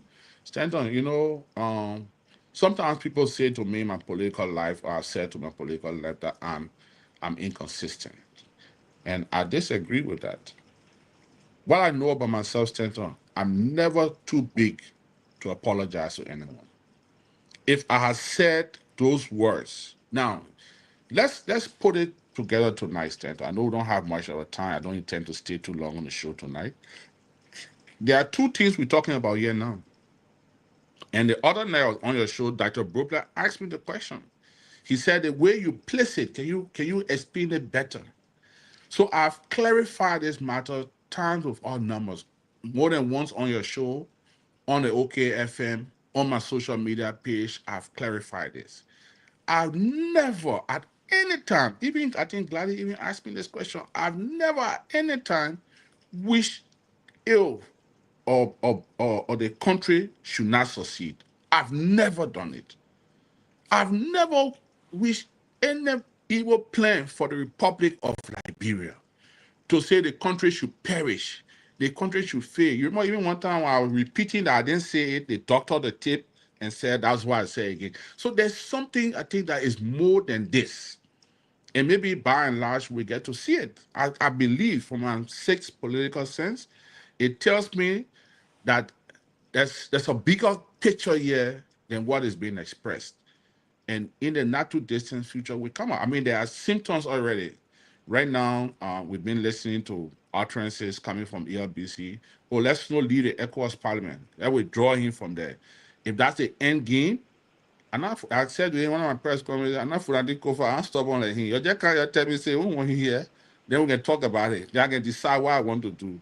We got to break down the country or try to incriminate me in such a major, capital offense because you want ECOWAS Parliament seat. Check on with talk about it, you can go and take it. So if that's a seat that we are eyeing and say, let's put something on him. Because stand on, and that night, we never, the only time we mentioned ECOWAS in that interview, I played the interview again, I don't be sure what we're talking about. You asked me if ECOWAS had recognized Richard Kuhn as speaker. Then I said, no, ECOWAS has not recognized him because the process is not ended yet. If the process ended and he's elected, we recognize him. And 2 to 8, the day Speaker Kuhn was elected, I wrote the ECOWAS Parliament officially and said the crisis or the impasse in the House of Representatives had been resolved. There was election, and Richard Nangwe Kuhn was elected as Speaker. I wrote Honorable Kuhn, I sent you a text, I called him, I congratulated him as Speaker, and I respect him as Speaker. For me, the situation has ended. That was the only time we talked about ECOWAS. So for the government to come in a press release and draw ECOWAS into it, I say I will use everything. I will use ECOWAS institution. I've been in politics now standing on for more than half of my life. So I know where this thing is going. It's not about what Snow said on Stanton's show. It's where you don't want Snow to be. So let's drag him in that turf. Let's drag him on that side so we can be able to put him in the mud. So I'm not going in the mud there. Because Stanton, your show is here, and I really appreciate. I've been listening to your show. Last night I was really exhausted, and someone said, "Listen to Spoon. They're making clarification." I told you I was happy when Dr. Bropler didn't have anything to say. He started indicting me for bombing county when we were talking about something else. So it was part of the fun last night. I laughed about it, but it was good. But at the end of the day, you were able to play this tape again. So because sometimes Sandra, in your subconscious, and Dr. Rachel is a psychologist, she may help me with that. Sometimes people lie on you to you. You know, they say something about you, then you asking yourself, did I do this in my subconscious? Did I really say that? You know, so I've been listening to your recording, stand on. It's about 2 hours plus. I've listened and listened, and everything in the government statement, I never said it. So somebody else come and say, yeah, apologize. Just say you're wrong, apologize. On what? But last is stand on. What touched me the most is that the vice president, who happens to be my friend, and the pro tem, who I have a very good relationship with, felt that the atmosphere or the wave of the political atmosphere between the presidency and myself wasn't too good. So there was a need to reach out, and explain to the president what has happened. Because the president had met with the president of the ECOWAS Commission, and he had actually complained me to ECOWAS. So look, so if these things that have been said are not things, and there's a nice picture, I like that picture, it's in the president's home office. He has a very beautiful office. And they said to me, it's important for you to sit with the president. And Stanton, the meeting with the president was really good. I mean, VP Kuhn, Pro Tem Kanga Lawrence, myself, and the president, we laughed. As usual, the president told us jokes. He talked about his vision for this country, and he talked about, the role of the opposition. He respects the opposition community, and he has no problem with dissent, but he just wanted people to make responsible statements because sometimes some statement comes with it. And I explained to him what I said. The president even responded and said, look, what I heard and that you said and what I listened to was slightly different. So I'm happy that we have resolved this thing. I was very happy. I mean, we entered the meeting first with Mr. President and this and that. By the time the meeting ended, it was Uncle Joe and nephew. You know how the president, So for me, it was a good meeting. We left from there. We all laughed. We all shook hands. We took picture. I was in Sweden. The vice president called me. He said, where are you? I said, in Sweden. He said, oh, the president gave me our pictures. He said, I even told the president that you already posted on Facebook. The president said, no, getting a hard copy, maybe he wanted largely to put in an album, put in your house. I felt good about it. So for me, it was a good meeting with the president.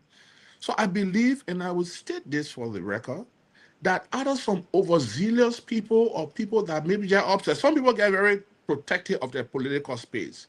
So maybe people got upset that they saw this picture with the president. They want to protect the space. We'll dig into everything tonight. Let me allow us to make this a little bit interesting, and that's why I asked the guys to join me.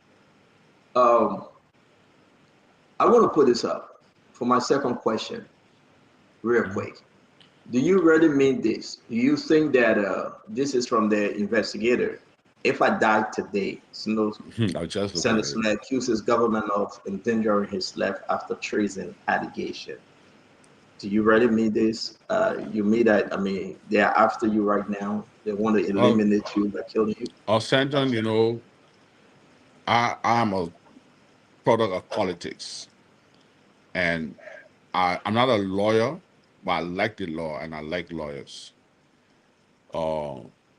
When you are accused of treason, and maybe Council Gu will help us on this one, when there's an interview that says to you, when somebody says to you that you want to destabilize the country, in other words, you want to overthrow the government, they board us around treason. In honor of our Constitution, Stanton, treason, there are two penalties: either life imprisonment or death. It's not a small offense, Stanton.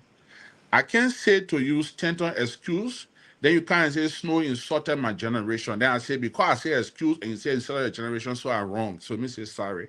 No. So these allegations, Stanton, they are grave. They're not small allegations. Maybe we take everything to be politics. And if that statement had come from social media page of somebody, or that statement had even come from the Unity Party as a political party, I would say maybe it's politics. But the statement came from the official spokesman of the government minister, not just the ministry, but the Minister of Information signed the statement. The Minister of Information is my friend for many years. He called me JU. That's my childhood name. He called me JU. I call him Matthew. So to have signed such a statement, Stanton, it's not a small statement. And the reason I even came on your show tonight, because I even made advice, send this investigation, leave it, let the investigation take its course. But I came on your show tonight out of respect to you because that interview was held on this show by you. So if I've launched a complaint, I've made a case, and you call me back on your show, I can't call you and say, "Oh no, I'm not coming back." Because if there's any evidence in the investigation, you gotta come, or you gotta send your testimony some kind of way. So for me, it's grave, Stanton. So, and if you look on my phone, which I wrote the direct the commissioner of police also, I received countless text messages. People will call me tonight, they insult me because of the phone. They will send me text messages and say, even on Facebook, if you go on the Facebook page, you will see people that say the Snow should not be alive. Snow shouldn't have to be in this country. I mean, the things I've read. So we are in a very divided nation. Maybe somebody from even a friendly party will even harm you and make it low like the government, to make the government look bad. So these are Okay. Let me. terrible. So I'm concerned right now. But they think again to close, the vice president, who is my friend, he has assured me that the state will ensure my security, and I believe him, I trust him, and I'm comfortable. That's why even when you started telling people at home, I went to allow in one hotel, but you say at home, you are threatening my security. So even you now, you're exposing my location. It's not correct. Okay. I'm not going to tell which one of the home you're in. I will leave it like that. But Dr. Richardson, let's hear you. We'll go to Sis Glennie, and we'll go to the guys to ask the question. Snow is here briefly, so let's just make use of the time we have. Dr. Richardson.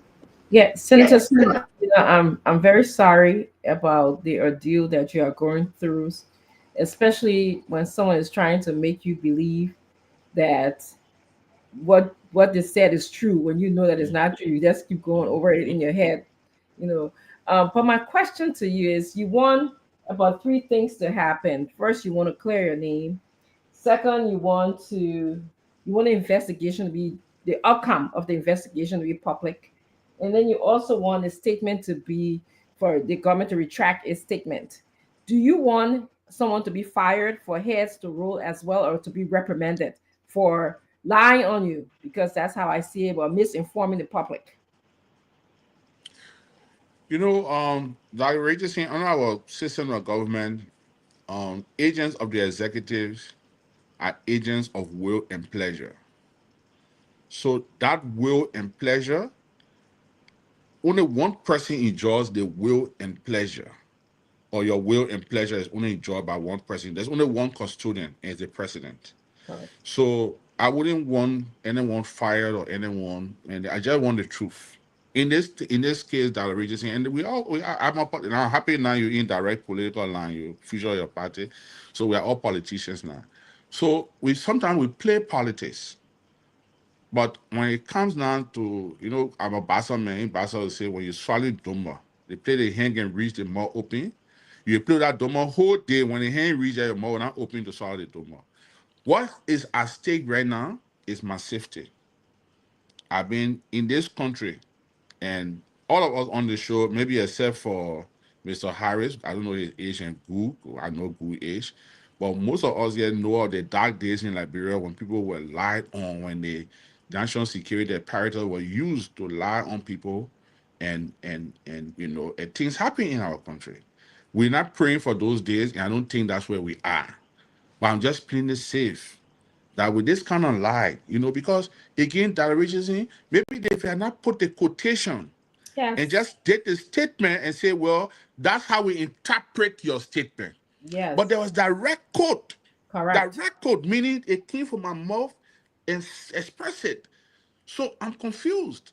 Some people come and say, oh no, the thing here, that the other senior minister and the other minister, only the two of them did it Friday or in the office, who did it. This statement first should have come from the other area, but later on it came from the area. So different versions have come up. So even internally, there's struggle internally to know that there's something now holding. So I cannot be the guinea pig in this one. So I'm just begging the government, if that's what I did, please persecute me. If I didn't do it, just clear my name. Because it's all over. I mean, today, ECOWAS News is reporting this, if like I said to someone today, if I was going in this country, if you ask and say, I'm happy Akara's Gray is here and Gu is on the show. Everybody know one of the persons that is perceived, let me use the word perceived in this country as my political rival is Senator Tyler. I don't believe he is. I don't think he believes I am, but it's perceived. But today, they signed a statement from the ECOWAS Parliament as a delegation, standing by me and commending me for the work I've done outside Liberia for Liberia at the ECOWAS Parliament. It speaks volume. Yes. Because there is no way I will go outside this country to ECOWAS Parliament anywhere and bomb up my country, and Ellis Tyler will kind of say, we stand with you, we defend you. Yes. So it means a lot to me. Senator, we don't have enough time. I know you really want to pull everything out. Let's just give chance for question, please, if we can, to just cover all of our questions. We're back to you, Senator. That reaches in your last question. So my second question is about the reference in the letter that said that you had connections in ECOWAS. And can you just tell the Liberian public that even though you may have connections in ECOWAS, the ECOWAS people do ask questions. You won't just tell them, I want you to help me destabilize the government, or I want you to help me to not bring investment or investors into the country, and they will agree. So that's not how I understand the institution of ECOWAS work. But can you just tell the Liberian people that you don't have that kind of power? That reason, I think the government gave me more power than I deserve. I mean, I don't know. I don't know if they, campaigning for me. I've expressed my intention to run. Maybe they already campaigning for me. I don't know, because I don't have that kind of power. They say I have. Now, somebody, a deputy minister in the government, called somebody, to a journalist and said, for example, when the Speaker of the Ghanaian Parliament came to Liberia, the man interfered with the delegation. He even told the delegation to see former President Weah. Now, let me say this. The majority leader of the Ghanaian Parliament, Mahama Ayariga, is my very good friend. He's like who Musa Belete is to me in Liberia, is who Mahama Ayariga is to me in Ghana and the rest of the world. We are very close. Every time I go to Ghana, as a matter of fact, his vehicle will pick me up at the airport and take me directly to his home. The connection I'm talking about. Yeah, I would say, because they know about it. I would say why I'm saying it. Every time Mahama has come to Liberia, he stays in my house. We are like brothers. We're very close. Very, very close. Mahama came to Liberia with the Speaker of the Ghanaian Parliament. When he was coming, he even called me and said, we're stopping at Farmington, the book at Farmington, but send the driver. He even know my driver. He got my driver numbers and all. He just send that. He's a Muslim. He said, well, I learn so I can go to Mama Point. I want to break my fast and speak to some of my friends. I said, okay. When the car went to the airport, they said, no, they already have protocol people that this. So the driver came back home. The following day, I traveled out of the country. Yes, I was in touch with Mahama. But on the schedule, they were to see President Ellen Johnson Sirleaf, former President Ellen Johnson Sirleaf, former President George Weah, and President Boyka. They visited President Sirleaf. They visited former President Weah. They visited President Boyka. How can I be accused of carrying people to see George Weah? How can that be one of my crimes? Even if I did, how can that be wrong? How can I didn't do it. But getting the benefit of the doubt, that's what happened. They actually, one deputy minister called a general, they were telling them, oh, you know what I meant doing ECOWAS? He brought the people, he carried them to see where he's doing that. I got friends in the region. So that's what I'm saying to you, that Richardson. And all of y'all here take it from me. You will tell me it tomorrow. This thing is not about what I said on Spoon. It's to get Snow from ECOWAS Parliament. And if that what you want, just come down and talk about it. Don't wait, talk. I'm not for that. How you like for that? For that, 6 or 7 months. Just can't let talk and say, though, you opposition, the matter of fact, some of the people, the post people are making, they say they may representing Liberia at ECOWAS, so you can't be opposition. I just want to clear this one too, that ECOWAS, not like that. The matter of fact, ECOWAS Parliament, there must be an opposition on the delegation. I can't tell you that, there must be an opposition. So there are two things, there must be member of the ruling party. Former Speaker Senator Tyler is there. He's from the rescue team. He's a member of the ruling establishment. There must be an opposition. Edwin Snowe is an opposition. There must be a female. Remember, Bill Mensa is a female. And then you have Reverend Ennis, who I think is an independent, so Ty one way from the ANC, another, opposition. So you have that nomenclature.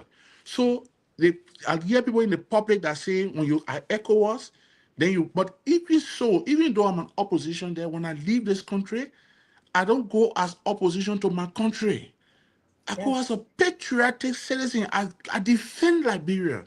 Now, if you say I'm preventing people from coming to Liberia, I wrote a letter to the Senate and say ECOWAS offices in Burkina Faso, in Mali, and Niger have been shut down. There are offices there that other countries are fighting for. Let's lobby for it. Let's bring it to Liberia. The Minister of Foreign Affairs, in all respect to this minister, she wrote ECOWAS right away. She championed it. ECOWAS sent a mission here already to do feasibility studies. I put a letter on the floor. I'm fighting for that. So how can I be fighting my country when I'm trying to bring ECOWAS institution here? Even though all the things are happening. 1 minute, I got close on it. All things are happening.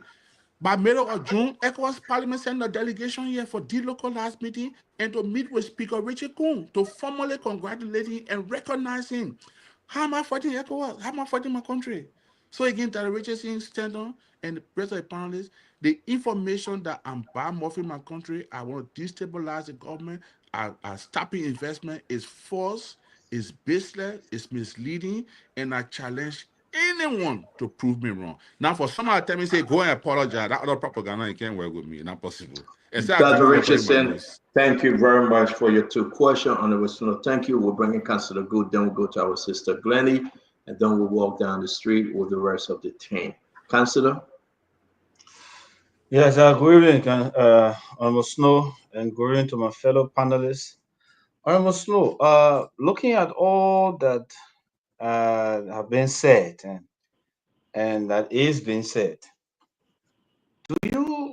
if you were to be given the opportunity to rewrite, for us to replay the show and bring back the day, will you regret making the statement that you pray that Bogart fails? Will you regret that? Will you make that same statement again, looking at all what has happened? Well, again, Councilor Gould, the statement is not as you just presented it. And maybe Stanley will play while I'm on the air again. Now, what did I say? And I repeat this. So Senator, hold on. It's only important, not what did you say. Let's play exactly what you said for everyone to hear. Yes. Guess what? I'm coming. Guess what? Somewhere in my subconscious also told me that just in case George Weah didn't win and President Brecker or Joseph Brecker won the election, Liberia will still be in a better position because it comes with a rich history of governmental experience. That things will be different, things will be okay, he will do better. So when I see people saying George Weah did it, so we do it too, then it bothers me. It's troubling that is he performing to your expectation? Who? President Barker? Oh no, not at all. No. I think he needs to do better. He needs to do more. The fact that we can drag problem in the legislature for 6 months, you don't want to see the Speaker of ECOWAS Parliament, you're accusing Snow of bringing ECOWAS here, or watching Tinubu then write you letter formally and we fire all the 10 new position people. We go into the central bank, we disrupting the operation at the central bank, forcing people to resign and pay. You say somebody was corrupt, you auditing them, then you pay them the benefit and say, go, let me bring my own person here. You go to fisheries, you go to LTA, you go to, Abdullah Kamara, with everything. We suppressing an audit report. But soon go back, we're going to call for that report. We suppressing an audit report because Abdullah Kamara, who is the person at LTA, is soaked into the corruption scandal at LTA. All right, we can't review metrics. We can't do that. President taking B mountain clean to fly to low fire. So I think the president needs to do better. I mean, he's in his second year. He still got 4 years to his credit. Do you think he will do better? Do you think he will do better? I pray he doesn't, so we can move him from power. What do you think is the problem? I actually want him to be a one-term president, so he doesn't do better than his good. Would this help or hurt Jeremiah Kuhn if he's on the ticket 2029? The actions of presidents normally hurt vice presidents. We will get to the Jeremiah Kuhn comment. Let's hear you. Guys, can we meet, please? That's the clip. You listen to it. Honorable Snowe, you want to now respond to the councilor question. So, councilor, if you listen to my response to you, you said you think he's doing better. I said I don't think he's doing better. Now, if he fails, if he fails, now I'm saying the way you are proceeding. So if you continue that way, because you're not doing better, it means you fail, then you will not have a second term. So the conclusion of that comment is, I do not want him to have a second term. There's nothing in what I just said. I said I don't want the country to prosper. There's nothing in it. Now, when I came back on the show for the second time, and Dr. Broker came and said, your expression, the way it's expressed, is left with, it's ambiguous. It left with too many interpretations. What do you actually mean? And I said it. It's like you and I in the class, and one person want to do the class. So I'm praying that you're not the doers, that I'm the doer. It doesn't mean I don't want you to succeed or don't want you to pass. Or we got two teams to support you, and you don't want my team to win. It doesn't mean I want your team to perish. No, I just don't want you to champion, to be the champion. So I've seen go. I'm from the opposition. I'm from the opposition community. I'm a proud member of the opposition community. So I'm saying I don't want them to have a second term. I don't want them to have 12 years. Listen, Councilor Gu, every member of the United Party was in the town telling the CDC that Joe will be a one-term president. Stanton Watson will make him a one-term president. He will be a one-term president. It wasn't a crime 2 years ago. How can it be a crime today? It wasn't a crime. When there was a We Are Done campaign, former President, Vice President Boyka, who was the leader of the opposition, he was at that campaign. It was his right. He has state security assigned to him. It was in this space, in this democratic space, there will be dissent.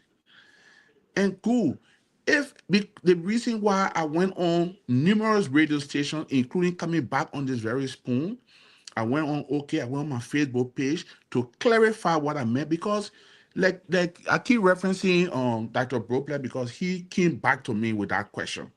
And he said it's left with too many interpretations. So I've tried over the period to explain what I meant. And I will say to you again tonight, even in that statement, there's nothing in that statement saying I want the country to fail. But everybody from the other side of the aisle that read the statement say, oh, Snowe say he want the country to fail. He want us to suffer. I did not say that. Yes, I did not say that. I'm saying, and what is the conclusion of what I'm saying? What point am I trying to make here? The point I'm trying to make here is that I don't want them to have a second term. I want one term. Just how you wish we have one term, I'm saying have one term. How can that be a crime today? It wasn't a crime 2 years ago. How can it be a crime 2 years later? So again, to close on your question, for the avoidance of doubt, to the Liberian people, to every listener today, when I spoke to Stanton, I did not mean, and I still do not mean, that I want the country to perish. I want Liberia to prosper. I want the country to succeed. I want investment to come to this country. I want rule of law. I want things to happen for the benefit of every Liberian.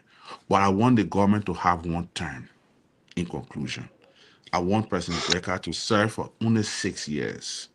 That is my conclusion. So if that means I want to destabilize the country, then I'm guilty. So the statement I made on Spoon, I mean, Stanton and I talked for 2 hours. And most of that very night, people were texting me that we were praising the government. I was praising the government for the renewal of the CTN contract. I was praising them for other things. There were things. It was a very balanced interview. So Stanton asked me, the genesis of that question was 2029. That was he started from. Who are you going to support? We are or Jeremiah Kuhn. And what I told him, I said, none of them. I said, well, I can support myself. That's how it even came up. I said, well, I can support myself. Then that's why we came now to that other stage. So again, let me just close on this thing. I know you won't have much time tonight. To the Liberian people, to the rest of the world. What I meant on that day, more than 1 month ago, and what I mean today, is I want the country to prosper. I want good things to happen to Liberia. I want investment to come to the country, but I want President Brecker to serve for 1 term. I don't want him to be re-elected. That's my position. Thank you very much, Glendy. No, second question. Answer my second question. Okay, go ahead. My second question, on Snow. How do you feel looking at everything that is going on? That the people will be calling you to apologize for statements you did not make, and yet not calling on the government to withdraw the statement I know that they misquoted you on. How do you feel? No, I don't That feel you are bad at being all. beaten? No, not at all, Chief. And you got to understand, we're in the political system. So the CDC issue a strong water statement today. Did anything in the CDC statement ask me to apologize? That's a party that was defeated with about 20,000 votes. So if I will package the CDC vote, if I will package the result of the 2023 election, I will say to you that less than 1% of the population asking me to apologize. If I will package it that way. So the CMC, they issue a statement in defense of my stand, not necessarily me as a person, but that what I said wasn't wrong. They didn't ask me to apologize.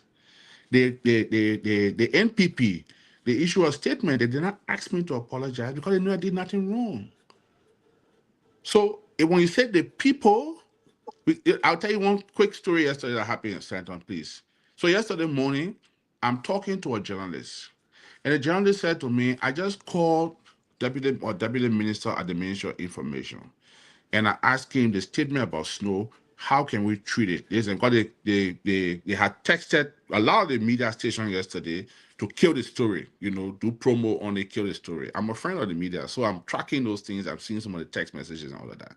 So I'm talking to one of the journalists, and they said to the journalist, oh, Snow brought the ECOWAS people, the Ghana Parliament to see Josh Weah, or Snow using ECOWAS to campaign, he doing everything they said to me, say, then I tuned into another station. God, I'm a media person. In the morning, I'm catching up with all the stations.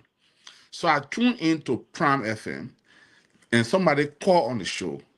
Exactly the words of the deputy minister was the exact words from that caller who should have been a private citizen to call. It made the exact point. And I just laughed. I said, oh, you know the guy who resigned from the Ministry of Information that said there's something called caller brigade.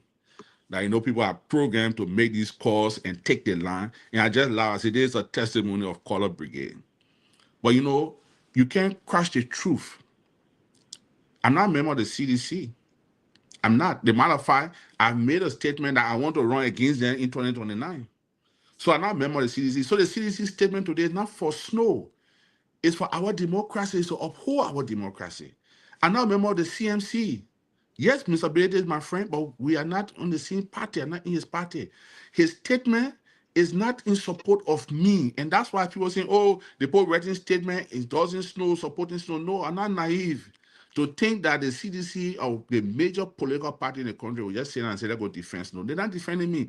They're defending our democracy. The CMC is defending our democracy. And that's why I think I commend them for, because let us provide this democratic space for all of us to coexist. We are friends. Honorable Edwin Mervyn Snowe from Bowman County, we want to say thank you. Let me squeeze this Glennie in, and then we'll give one question each to the rest of the guys. Again, folks, this is a unique program. We got to squeeze and make use of the time given. Sister Glennie, welcome to the show. Hello, everybody. It's good to be on. Senator Snowe, how are you? Sister, how you doing, Mama? I'm good. Hey, business or responsive stuff? Which one should you use? Anyone you want to call it, just it's fine. This is how you, Mama. I'm good. So I wanted to talk about when I saw the picture of you, President Boyka, the pro tem, and the vice president. So three of you work under the same area. The vice president is there with you in the Senate, and the pro tem President Boyka is outside. And I'm sure you've spoken to the pro tem and the vice president. I mean, I'm assuming that you've spoken to them about this issue. I want to find out from you whether you think it's necessary to do a call to President Boyka, because this meeting happened after the incident, and that you all have talked about it. Now that we've come and we've gotten an official statement from the government of Liberia, I want to find out from you whether you felt the need to call President Boyka, nephew to uncle, and asking him if he's heard what's in the news or anything. I want to know.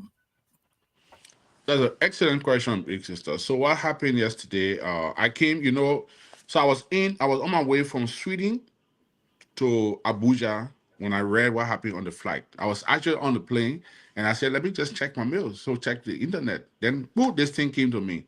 So when I posted in the Senate chat room, most of the senators, including the pro tem, believed that it was fake.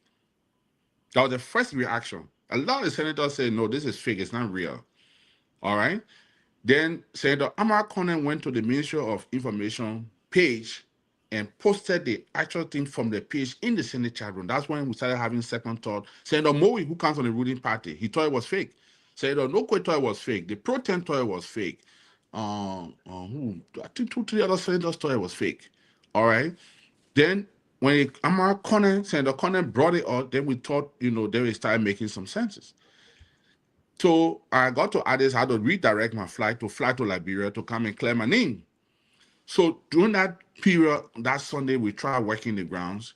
And one of the advice I got from a higher up said to me, I think you should meet the president, because we just had a good meeting with the president. And the meeting ended good, in my view, and there's nothing, I have to hide here. I believe the meeting with the president was a very good meeting. So it's important, because there are two things it shows also. The fact that, and I shared that information on there with the VP. The VP too were asking, the matter of fact, when I shared the VP said, who signed this? For he too had not seen it.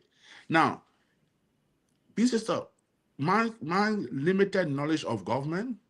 When you make this kind of grave accusation about someone, it has to be clear by the national security, because it's not just politics anymore. You accusing someone of trying to destabilize the country. So it has national security implications. This vice president is a member of the National Security Council. So for him to have seen it for the first time when I said it to him, I got confused. I got scared. That I just had a meeting with the president 1 week ago.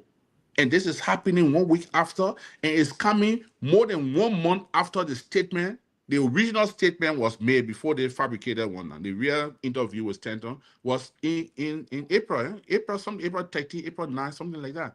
So it's more than 1 month. April 9. April 9. So it's more than 1 month after that interview that this statement is coming out, and 1 week after my meeting with the president. So, like I said to you, my sister, I'm into politics. I've been into politics for more than half of the years I've lived on earth. I know Liberian politics. The first thing that came to my mind, this statement is not about what I said on Spoon. It's bigger than it. Something is more than this. There's something to watch out for. And when you read the statement, it draws in ECOWAS, because that's the target. Let's bring ECOWAS into the field. Let's bring them into the turf so we can fight him on this turf. So I tried yesterday to come to your question to reach out to the president. I could not get to it. And then when I say I could not get to him, I did not call him directly, but I tried to see if I could book an appointment. The 2 numbers I called to book the appointment, I didn't get. So what I did, I decided to write the president. So on this matter, I've written the president, I've sent the president an official letter on this matter. All right. The president left for Lagos today. He's gone to Nigeria. I show when he comes back, I'm supposed to be traveling too. By the time we've come, I will still endeavor to see the president to just find out what happened, because it's confusing, it's scary that after my meeting with the president, and for the purpose of this conversation, we'll say I was invited to the president's breakfast table. We left a breakfast table, went to the office in his house. We left from that office and went to the office in the yard. I was in the president's company for almost 4 hours, and we ended on a very good note. In my view, a very good note. So the 1 week after, for such a statement to come out, there are too many things. Other people get upset why the president allowed me into our space. They may want to come out, won't get close to the paper, we got to block it. They may, echo, make sure we fire him from there, will fall for until morning. They may, in our part of, we got to do something to him. They may, we got to lie on him, we got to do this. So too many things at play right now. And I can tell you for a fact, this statement is not about my June 9, April 9 statement on Spoon. It's bigger than that. That I know. Thank you. I don't have any, I guess I have one short comment. I don't have a second question. I know people may be questioning you and questioning your integrity. People may be saying all kinds of things. For me, in this matter, I think it's a matter of integrity. So if you're feeling that your reputation is being tarnished, no matter what people say, who you are, no matter how they describe you, I want to encourage you to go after it, because what the statement did was to quote you directly. And if you did not say those things, then that statement needs to be withdrawn. And I want my name to be mentioned. I want it to be said that that's my position. I know I've listened to that tape over and over. We've exhausted this topic, and those things that were quoted in the letter by the Ministry of Information were not things that you said, and I think they need to withdraw that. Thank you. Thank you. Thank you very much, Glenn. We're going to go to Phoebe Harris. I will bring in Dr. Bopler, Darius, and Honorable Gray. We'll close up. So, why are you a target? Why are you always a target from the Unity Party? Madam Salif went after you, brought you down as speaker, and all the other plus and minuses. Now again, we are seeing Unity Party targeting you. I mean, I'm free to say my own. The words they use, they are very, very, very, very strong words. Those lines in the letter, they are scary. But do not answer my question. I got to bring the other guys in, but I really, really want to know why you always a target when Unity Party is involved. Don't answer until we come out. Phoebe, let's hear you, and we'll go to Dr. Bopler. No, yeah, like I said yesterday, I always say this to myself. Whatever I say, I'm held responsible. How you interpret it is your business. And that's how words are. Once you put it out, you're responsible for what you said, but people will interpret it different ways. And I like the point that you said. I agree with Councilor Gu yesterday, and you also emphasized it today, that they should have quoted you and actually give their interpretation. That would have meant a different meaning. But like I said, it's politics too, and you declaring your intention to be president, to want to contest 2029, that sends a threatening message to people that think that this is something that they have to continue with 2029 for re-election. So they will definitely find ways to fight. So that's the political inclination I got from that whole stuff, that it's a political game. And I know you know how to find your way through politics. You are a guru for all of us, so we understand. But at the end of the day, we hope for the best, and it's good that you requested investigation to clear your name, and that's something that we all will welcome. I don't have a question. I just wanted to make that comment. Thank you very much, Dr. Bopler. Let's hear you, sir. Thank you, CEO. Senator, good evening. Good evening, to see sir. you. And thanks Always for a being pleasure. here. Thanks for being here tonight. I appreciate you coming on and providing some information that will help this discourse. I have a comment and then a question. You made the analogy about the dukes of the class, and you say it's okay for me to not want the other person to be dukes. I'm just paraphrasing your words, and because I want to be the dukes, that's fair. But when you juxtapose that particular illustration to wanting the government to fail, is very different. Because wanting the government to fail is measurable, and it has impact on ordinary people. You and I were fortunate. Of course, we're a wealthy man. You're way richer than me, but we're fortunate. We can sit for another 5 years, and we'll be all right if things don't improve. But for Mayana and Mapu, Bayoga and Benedict, not so. So when the government fails, it means something. It means poor social services. It means little employment opportunities. It means hardship. It means higher prices. It means other neighborhoods will struggle to pay their children's school fees. So I think we all should want the government to succeed, opposition, politician or not. I think it's okay to want the government to succeed and help the government succeed, because success translates into improvement and welfare. And then we can still make the case, Senator, to the Liberian people that they did good, but we would do better. Vote for us. So I think we should want all of us should want the government to succeed, because then we're all better. But here's my question. You have clarified clearly that you didn't say what the Minister of Information quoted in his statement, and you intimated it serious, and I agree. I wonder though, have you inquired from the minister, Honorable Senator, where they got that quotation? Because a letter included a quote, like a direct quote from you. Where did they get that? Have you inquired directly where you get that quote that they put in that letter? Have you? And if so, what do you find out? So, Stella, you are giving me just a few minutes on this one. I will first go back to my friend Harry, who talk about politics. If there was politics, then CDC will not issue a statement. Then CMC will not issue a statement. Then they'll say, well, the mega interest in 2029, so we can issue a statement on what is happening. So there's not politics. It's just being intolerant. You just don't want any opposing views or dissent. I was just looking on my friend Amara Conan's page just now, where he posted something on Facebook, talking about the same thing. So we're just not being tolerant. So I don't agree with you when you say this is just politics. And again, when you say politics, now let me say something to you, Fabian. If, for example, the chairman of the Unity Party had made the same statement, it wouldn't be as grave as it is right now. Thank you. That's what Amara posted just now. If the chairman of the Unity Party, Dr. Luther Tapper, had issued this statement as a Unity Party chairman, I was going to challenge it. My supporter will challenge it, everything, but it won't be that grave, because then I would say it's politics.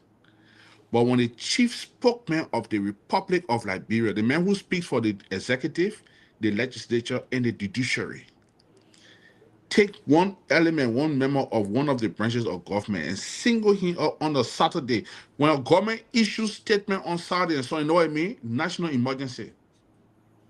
Because they're not working days.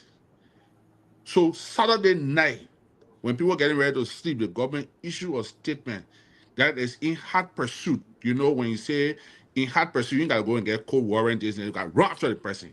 There is national emergency. So you're responding to something you say, I said 1 month, 2 weeks ago, but it come on a Saturday evening, it speaks volume.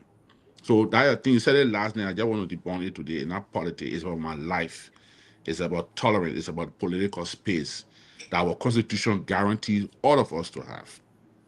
Come to Dr. Rople, that like I said to you, the Minister of Information is my friend.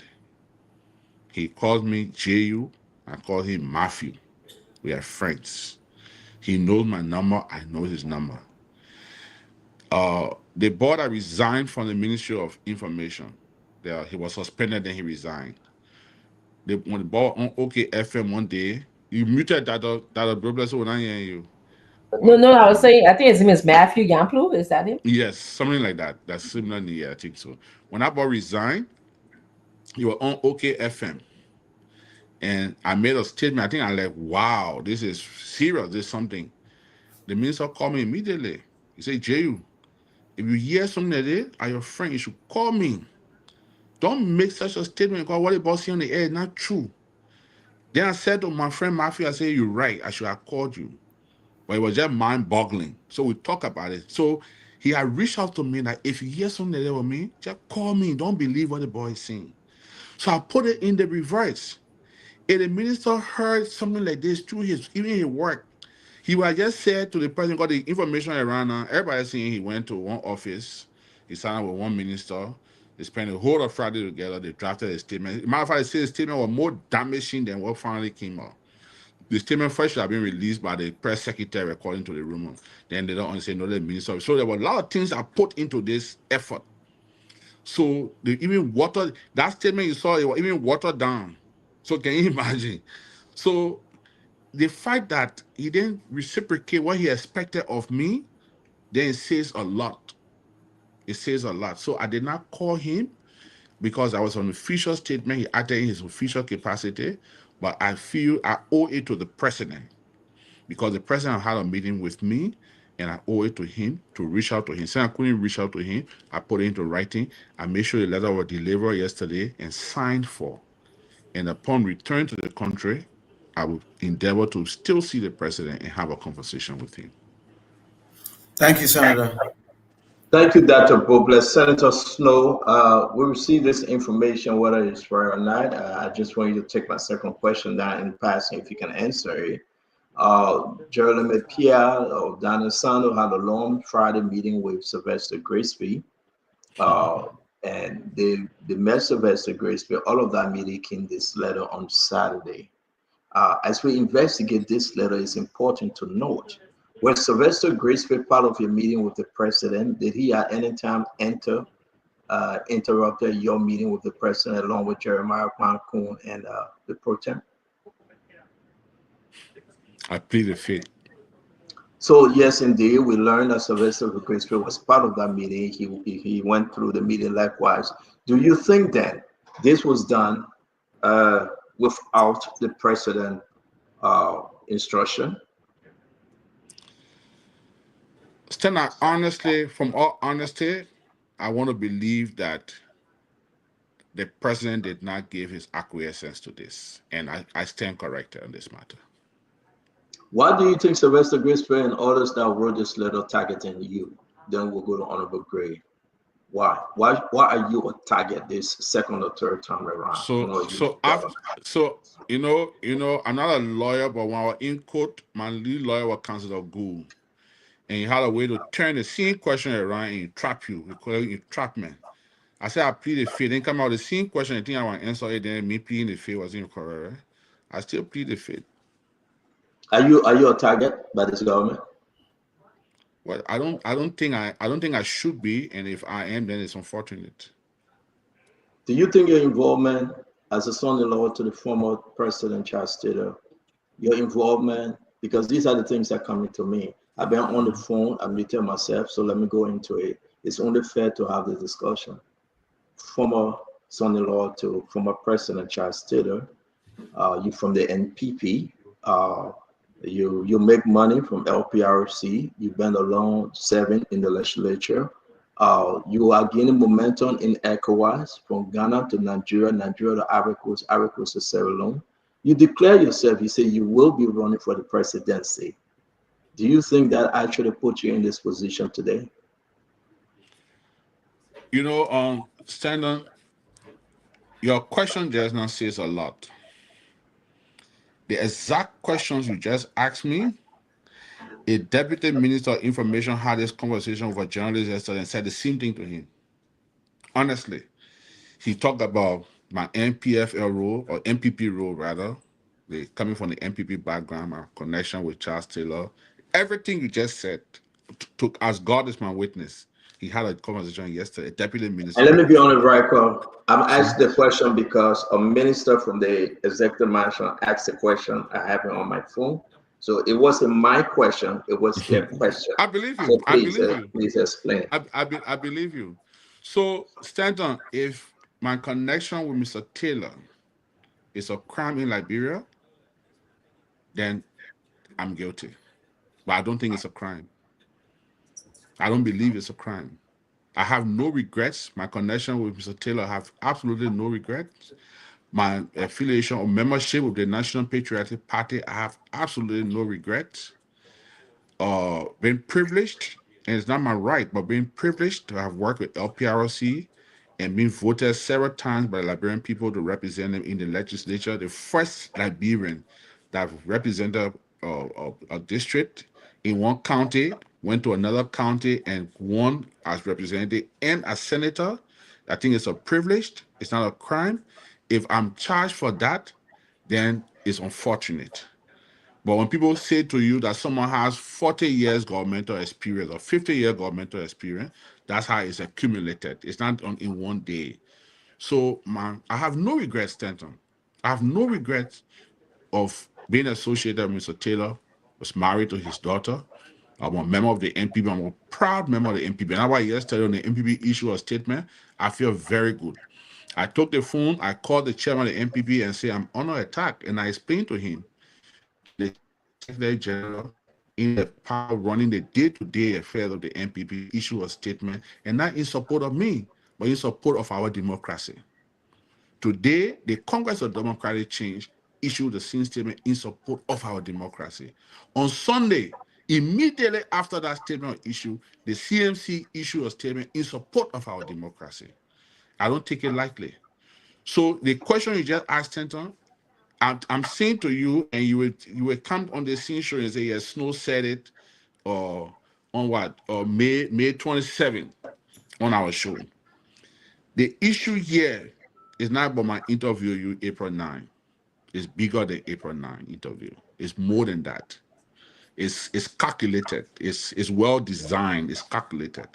But I'm ahead of that design. I'm ahead of that plan. I know the end result. I know what it's targeting.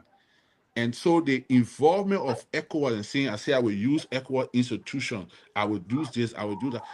It's like even incriminating ECOWAS. That ECOWAS is just like Richardson said earlier. Like I got so much power that I can just control ECOWAS, say, do that one, do it, do that one, do it. I don't have that kind of power. So you even accusing ECOWAS of doing something like that. It's not because of calling ECOWAS, is to that the end game, they drag him here so we can fight him and get him from ECOWAS. That's the plan. So again, the question you just asked is unfortunate that people would think that because I'm a member of the NPP, but the NPP, there's a whole block in the NPP that's opposed the ruling party. So the NPP, there's a portion of NPP that remain independent. There's a portion of NPP that supported or support the CDC. There's a portion, and it's a very big party that supports the ruling party. So if it's a crime that I'm a member of the NPP, then I'm guilty as charged. If it's a crime that I'm affiliated with, I was affiliated with Mr. Taylor, I was married to his daughter, then I'm guilty as charged. But in my belief, there's no crime I've committed. It's freedom of association, and I have the right to associate with whoever I want to associate with. Again, Edwin Snowe, thank you. We're going to go to Darius, then Honorable Gray will take us home. Darius, can you make it a one question, please? Yeah, thank you, CEO, and good evening to the panelists. Good evening to Senator Snowe. I just want to ask. Darius, who get a Gucci behind you? I see one of my lapa, my fountain lapa, coming in. You get Gucci behind him. I just want to ask Senator Snowe, what will happen if the Senate do not invite the information minister for investigation to provide the facts to counter the argument? What will happen? What will you do? Do you intend to sue the government for the dangerous lies that they have told against your reputation? Thank you, Darius. I have explicit confidence in the Liberian Senate. Yes, bipartisan approach. There's a multi-party composition in the Senate, but this is not about Snowe. Today, the name Edwin Snowe is being mentioned. Tomorrow, another senator could have stronger view, and they will go through the same situation. So I have explicit confidence in the Senate that the Senate today, if you watch the tape today, there was a senator who gave the motion when the Ministry of Information press release was being read. He interrupted and said that would be used as evidence, so we should not read it. That was a smart political move. The vice president who was presiding entertained that interjection. And he said he also granted him the floor to give the motion. Now, Carlos will tell you, when the presiding see you taking a line in the direction, they could give you additional privilege on the floor. So the senator came on and said, you have read Senator Snow's letter. There's no need of reading the document from the Ministry of Information because it will be used as evidence in the investigation, and Senator Snowe is asking for investigation. So the presiding officer, the vice president, hit the gavel and said, granted. Then he then stopped there. Now, ordinarily, he will look for other views on the floor, but just there and then he said, why on your feet? So it's like, you're taking our line, continue that line. So he gave his motion that this document should be sent to the leadership of the Senate to review it and advise the Senate. When the presiding asked if we're ready to vote, almost the entire Senate were unready to vote. And almost the entire Senate had one line. The one line was, it's our practice in the Senate that when you put a document on the floor, the proper name of the document is given at least 2 minutes to expound on his document. I was deprived of that in that motion. So the senators were prepared to vote against that. The second one was that there is a grave issue bordering the security of our colleague who is being accused for treason. You can't take such a grave matter and say, let the leadership handle it. No, our colleague is asking us to investigate. So let the security committee, let the committee on judiciary, the committee on executive, all get involved in this investigation and report to the Senate. The movement said no. He just said, does not say the government. So it means he accusing all of us, so I can't do it. There were 4 persons that made that intervention. He refused. So the floor got ready to vote against the motion. Senator Moe, being an old legislator to a former deputy presiding officer, he ran to him and said, our motion will be defeated, so accept it. So he accepted it and the motion passed, and I was given the floor for 2 minutes to speak, and then it was sent to the committees that it went to. So I believe the Senate, in its wisdom, will do what is right. Because again, my brother, that Hornback man story today, that Edwin Snowe, these things are precedents in the legislature. It's just something in the court, something can be precedents. So today, it's Edwin Snowe that being accused. Tomorrow, another senator could have the same situation that have a dissenting view. So the way you will treat this matter is the way we set the precedents for the future. So I have absolute confidence in my colleagues in the Senate that they will be just. And that's why I wrote the United Nations, I wrote the EU, I wrote ECOWAS, I wrote AU, I wrote the police, I wrote the civil society to follow up on the investigation. I wrote them to follow up on the investigation. And I believe the Senate will do the right thing. So I have no doubt in my mind to look for plan B. After 2 weeks, 2 weeks were given. After 2 weeks, if there's nothing done about it, I will go back to the Senate and ask for this investigation. If nothing is done, then I will formulate plan B. But I have no reason in my mind to start working towards plan B when I think there will be no plan B. Okay, we want to come to you, Honorable Gray. Talk to us. You been on the phone laughing with somebody? You want to share it with us, Stanton? I will. I got to give Honorable Gray the time because there's something coming up and I want us to discuss. Yeah, thank you very much. And that means a good evening to everyone on the show. And also know I will start like this. You know, your story reminds me of former Speaker Fanati Kofa. And it's a serious issue. For me, I don't mince my voice or back down. When Speaker Kofa was abroad with the president, he felt comfortable. The gas station cool behind. Everybody said the president is not aware. The president would not pamper such a thing. He came to Liberia, people still believe, oh no, the president would never support it.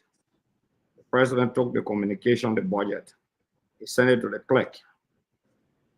Took it and sent it to the majority bloc. They assigned police to the majority bloc. People were still hoping. I have a popular adage that says, he will live on hope will die fasting. This statement from the executive, from the government spokesperson been out for nothing less than 4 days, right? The statement against you. Been out for nothing less than 4 days. The president sleeping. He didn't wake up yet. He's sleeping. The president can listen. The president knows what's happening. For you to hope on the snow, and I'll be blunt with you tonight, to hope that you're writing President Boyka and you're talking to him. The president said nothing and got in the plane and left. You said will and pleasure. You know what is will and pleasure on the snow? I can understand. I can understand your position. You represent Liberia ECOWAS, but they are in danger of your life. The second paragraph is treasonable. That means you want to topple the government.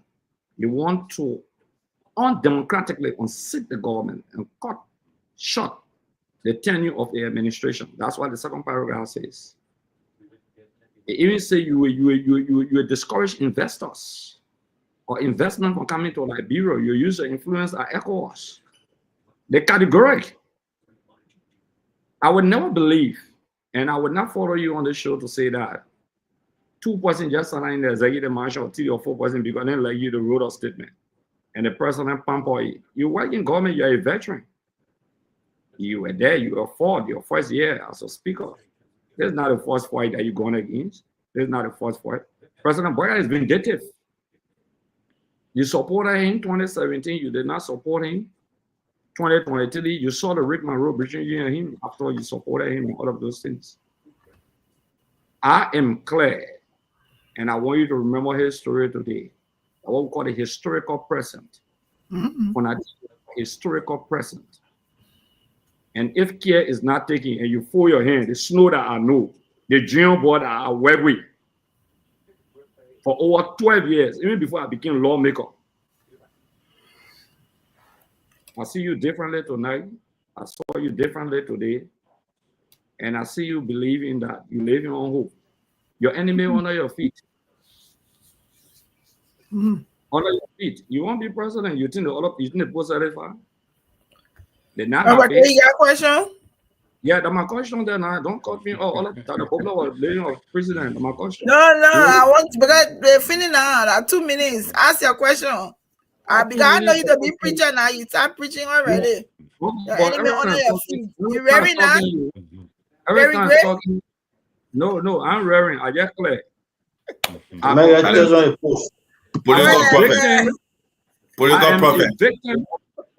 a victim of December 2010 lie by an information minister of the Bureau of State. I'm a victim. I was arrested in this country on Friday. The same thing they're doing to Edwin Snowe, the same government, the same unity party, as an elected lawmaker of the Republic of Liberia. Okay. That's a problem. When I hear you talking, what is somebody with the president? What a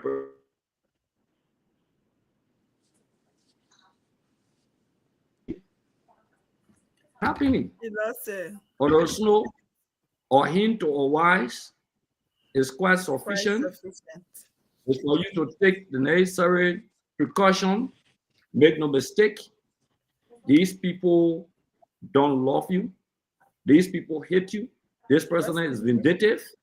I don't care what you say about it, but don't pamper anything. Nobody here, that people talking about, no, that people that want the government to fail. Nobody, we can be in a league or soccer tournament that you want the team to be champion. I don't care how they can play the football. Yourself won't be champion. What are you in the league for? So you can even pay other team to defeat the other team because you don't want it to be the champion. So I want United Party to fail. I want it to fail. I want it to be one-term government. That's what I want from United Party. It's not a crime. Boycott went to a protest action where they say we should step down. Yes. If the point we are in, I want President Boycott to step down, will say, I don't want him to step down. I want to beat him at the ballot box in 2029. So on the Snow are right to say that he want a one-term government. It's not a crime. President Boycott EPS officers assigned to him when he went to the protest ground. Nobody would juke people from behind. So On you the have Snow, no question. if on the Snow take it lightly, on the Snow, you can comment on my comment. It's your decision. Yeah. The boy So if you have any that you get your own security, but don't let anybody mislead you here to say that, oh, you know, your academic thing, you comparing this and that. Sit down there and say you want your brother to defeat you because you're playing for Barcelona, you pamper him. And you playing for Real Madrid. Oh, pamper him. Pamper President Boycott. Honorable Snow. Thank you. Gray. Thank you, Honorable Gray. Honorable Snow, you want to comment to the comment? Yes, I want to comment. Okay, please go ahead. Gray, you are a politician and you spoke like a sound politician. In politics, I don't sleep with both eyes closed. Like you said to me, you've known me for many years. We worked together for many years. And that's why a statement that was issued more than 1 month after the origin, the alleged or perceived origin of the statement, the main statement, then the sub-statement came. So the 1 month, more than 1 month later, I already know where it's driving at. So when I say to you on this show that I know the intent, when I hear ELBC being weaponized, you know, I said something today. Subert George was appointed assistant minister for information, no, assistant minister for public affairs at Ministry of Defense, and he got confirmed. Then the news came out to us that somebody said he was on ELBC and promoting the CDC government, so the appointment was revoked, and somebody else was appointed there. And when I hear today how weaponized ELBC is, and how ELBC is already preaching that Snowe should be recalled from the ECOWAS Parliament, I know what it is. So that whole statement drawing ECOWAS into a conversation that ECOWAS was never mentioned. Never mentioned. And now I'm happy that the recording, I save it, it's in my cloud. If you can't see all the phone in my heart right now is in my cloud. It's saved and I will play it. I will play that recording, and that recording will be my judge. So, Gray, you are right. I have concerns. As a rational person, I don't want to believe that anyone with conscience will sanction such a decision after our meeting. But notwithstanding, I will not sleep with my both eyes closed. I can tell you that much on the show. CEO. Thank you very much. Yes, sir. Yes, Dr. Brooklyn. Just real quick. So, Gray says, so I just want to clarify. So this thing about we in the league and your team, my team, yeah, I get that part, but that's still a bad analogy. That's before election, that campaign. After election, we're all supposed to be on the same team. And again, I was clear. When you say you want the government to fail, it measures, and it trickles down to the Let me finish, please. It trickles down. It trickles down to the welfare of ordinary people. None of us should want the government to fail. It's okay to say, I want you to be a one-term president. That's fair. Nothing wrong with that. But you don't want the government to fail. You want the government to succeed because success is measurable and it improves the lives of the people. And you can still make the case that y'all did okay, but we would do good, or y'all did good and we would do better. That's the point I was making. No, go ahead. Go ahead. So that a problem. Yeah. Okay. Go ahead. So that a problem. Just two quick ones. I made a statement and said, right? I've come back, I've clarified. So the clarification is now involved. I don't say a government will fail. I want a government to succeed, but I want to have one term. So what is they dragging the one thing here for? I said it to you on the show. I said on OK FM. If you say that what it meant, that the government will fail, like bro, and perish, no, that's not what I meant. That's not what I'm saying. But great is a responsible man. He said that's what he's saying. But you're still coming back. Yeah, I was just responding to the honorable. No, but let me respond to you. The other brief question, you were Lana, you didn't read it. Lana, you didn't know what happened on the economy, but you know what happened in bombing. You know what happened in now. How you feel about what the government said, about government statement? You want to answer that one tonight? Because Lana, you ran away from it tonight. So I take responsibility, okay, for my own action, my words. Last night, I didn't have my normal 360 preparation. So I own that.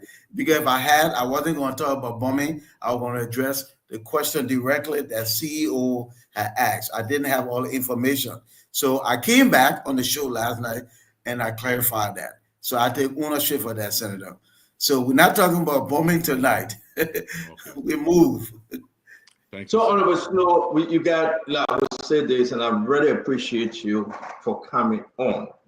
It is important for us to be fair and very, very fair here on the show. Do you think Jeremy Pierre had an instruction from above to write what he wrote? Do you think so? That was what Honorable Gray and I were just talking about. I don't work in the, like I said, I've written the president. And I think it's only fair, based on the response from the president, I can make a determination. Thank you. Since you address it, let me jump to this one real quick. From ECOWAS community, from that checkpoint, what are they saying? Talk to us. You know, Shannon, let me tell you something about ECOWAS that people don't know, and I will help tonight with it. ECOWAS is not one of our internal institutions. At ECOWAS, you have opposition lawmakers there. You have ruling party there. You have females there. There's a story in Burkina Faso, and former lawmakers from ECOWAS like Clarence Massacre, Zago, Kapi, I remember the government, they will tell you. There was a guy who was very critical of the government. And they arrested him in Burkina Faso and jailed him for treason that he wanted to overthrow the government. Me, I won't overthrow government, so I just tell you something else now.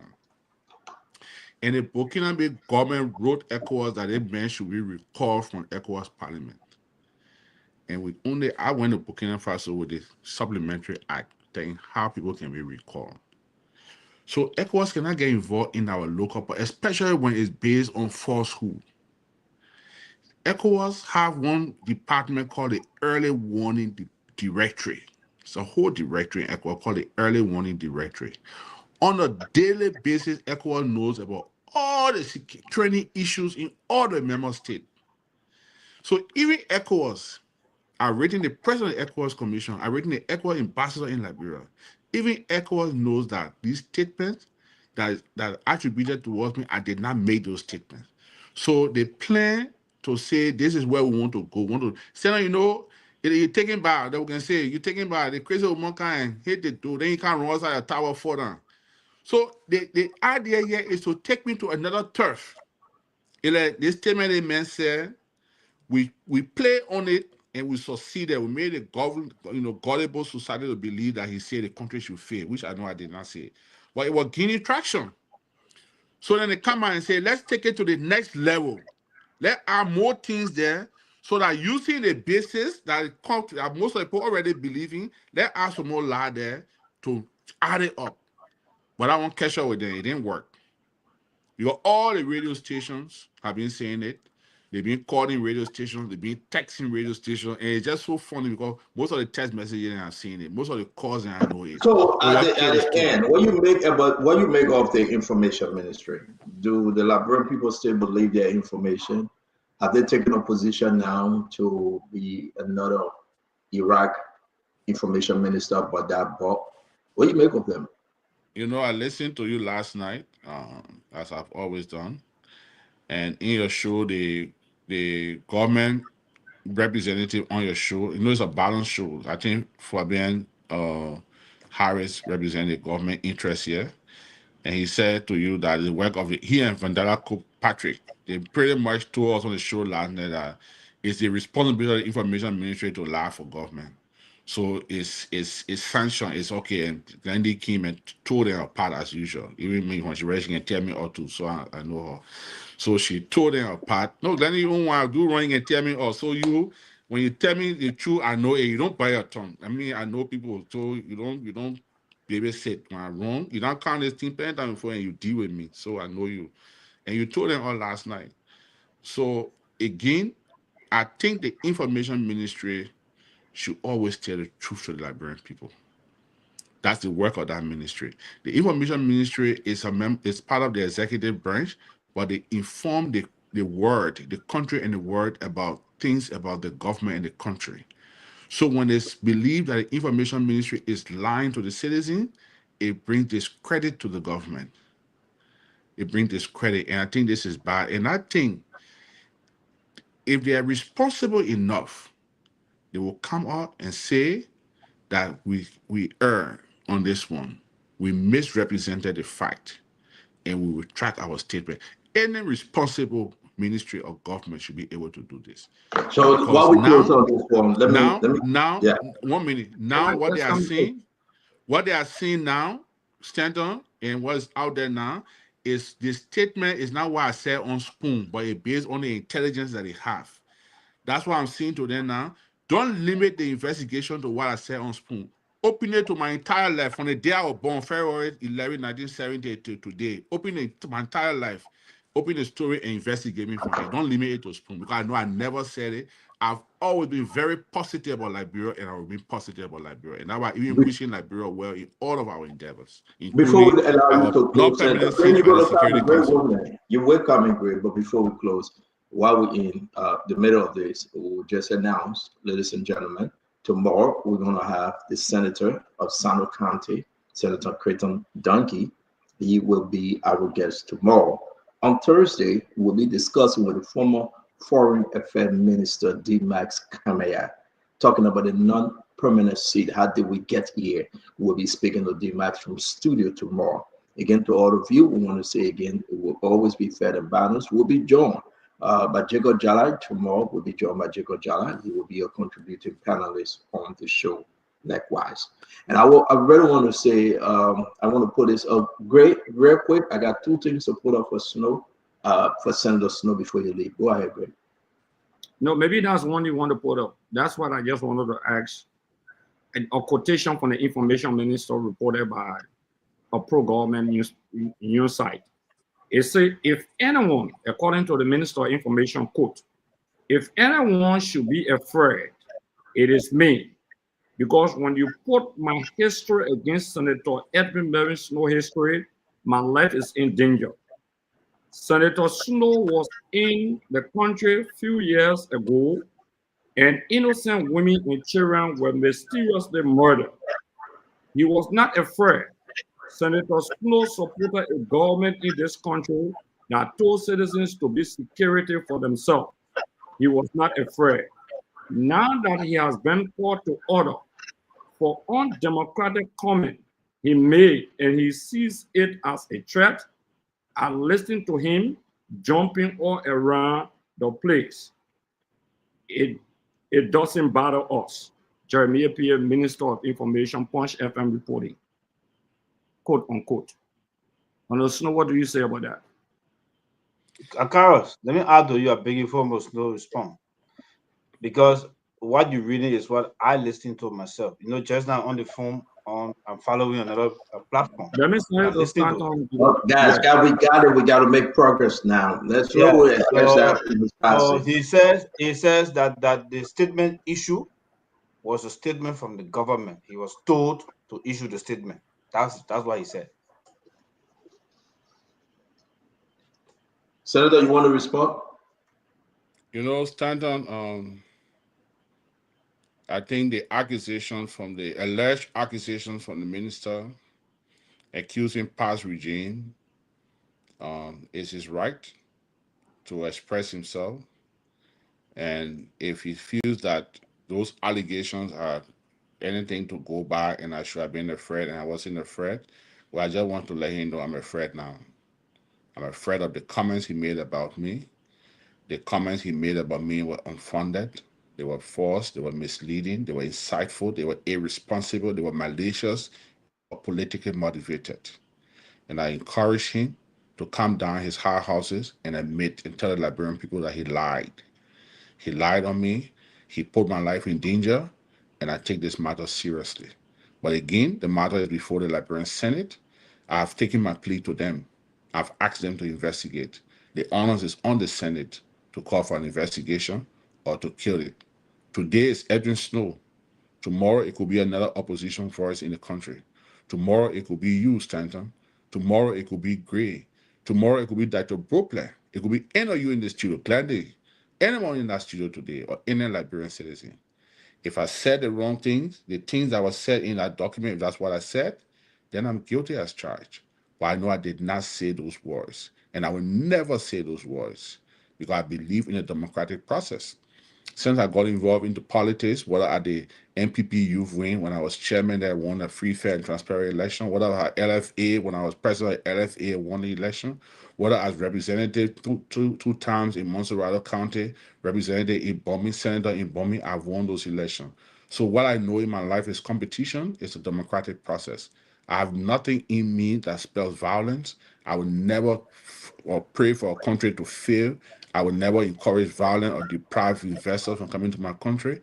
I'm a responsible citizen of my country. I love my country, and I will always wish my country well. So if he was instructed, like Councillor Gould said, he was instructed to do it, he did it. Well, the Senate will look into the matter. Doing it is one thing, and doing the right thing is another thing. So there are people, Stanton, that spend their time protecting their jobs, and there are people that spend their time doing their job. I hope the Minister of Information will spend his time doing his job and not protecting his job. The Honorable Edwin Snowe, not only him, a lot of UPs, strong-hearted UPs, they are in solidarity with Jeremy Pierre. They believe that you have overstayed your time in ECOWAS, getting that seat as a representative. You were asking why I was laughing. I'm giving you the story now.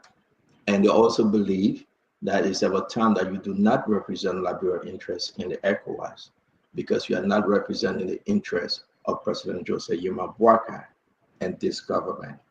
How do you explain that? One, they try to recall those representatives, you block it, or ECOWAS block it, but you came on Spoon Talk and say it will never work over my dead body. Assistant minister from the mansion said to me, but you remember his statement? He sent me that statement. He said, Snow said over his dead body, these guys will be recalled. So there's this fight, Senator. I don't want us to go through, or maybe we'll just end with you now because it's almost 7 o'clock yet.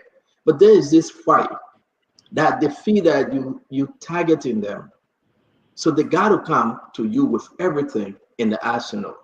One, they went after Musa Belete. They eliminated him from the political battlefront. In a way, he wasn't in the Maduna election. Musa is my friend, but something that wasn't right. Musa came back, Magleon came third. They took Musa, Chana Union, all 10 from him. They are going for the Jackalow vein here. I was told by another lawmaker, and I invited our lawmaker here on the show. He said, we have dealt with Musa. Musa ran to be speaker. We eliminated him. We are going after Snow. We're going after everyone to make this 2029 a suitable 2029. I talked to them. Hearing that, Snow, I mean, and going back in history, when you were treated in similar manner by Madam Salih, what can you tell the Liberian people? Do we have opposition? Should we have opposition? Or this should just be a one-party system? Do you trust members of the Unity Party? I'm just uploading all of my questions to you. You just decide which one you want to answer. So, Stanton, is it right of the Unity Party as a political party to defend the turf? Is it right of the Unity Party as a political party to carry on their beliefs? But it's the right of the opposition in our democratic space to express a view. No matter how many of us you try to crush or may crush, there will still be somebody.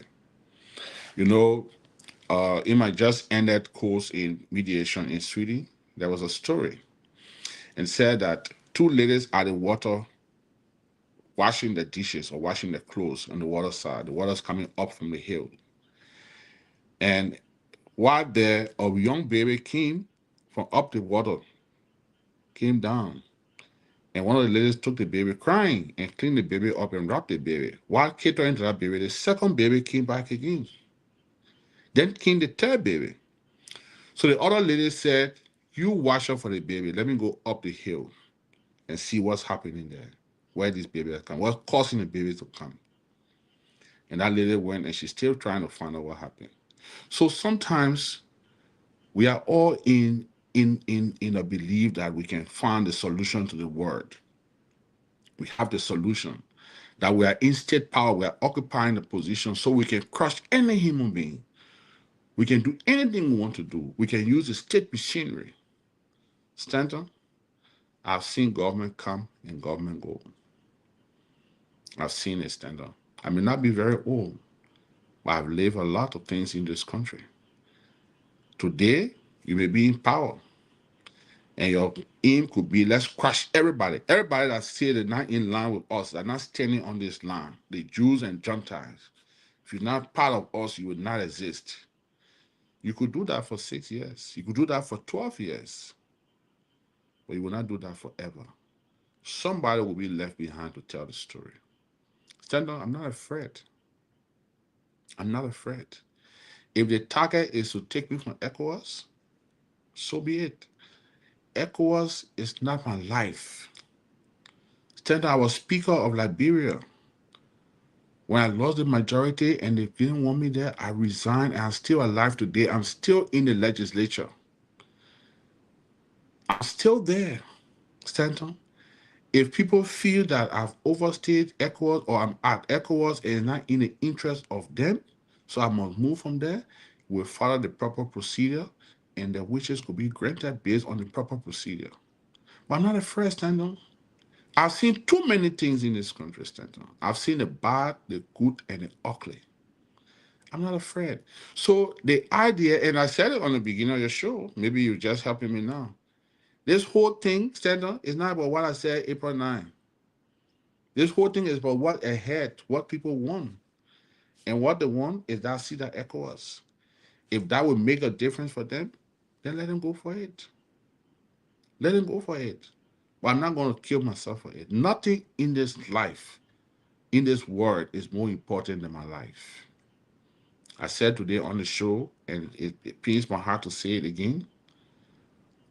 When my mother got the call that the government was accusing me of trying to destabilize the country, her pressure went up. My mom is turning 90 years on the 16th of June. There's nothing that I cherish more than my mother. I'm not going to let my mother or my family live in sorrow or fear because I occupy one position that people feel it's not for me, it's for them, it's their inheritance. No, Chief. President Weah was president 2 years ago. Today, he's former president. He's referred to as common citizen. We all will come and go. Stand on. Sitting here, maybe tomorrow will not even be around 2029. Who knows? You think Senator Johnson thought that he won't see the end of these 6 years? Well, God had his answer. So all of us here, Stanton, when people sit and plot to hurt people, to fight other people, there's somewhere in the universe where God will always be present. And he has his own way of defending people. So my being at the ECOWAS Parliament, if it's a big thing for the Unity Party, that all of these things coming for, you don't have to lie on me. The president had a meeting with the president of the ECOWAS Commission and formally complained me to the ECOWAS president of the commission that there was a request to withdraw me from ECOWAS. So I'm aware of that. So this play is not what I said on your show on April 9, Stanton.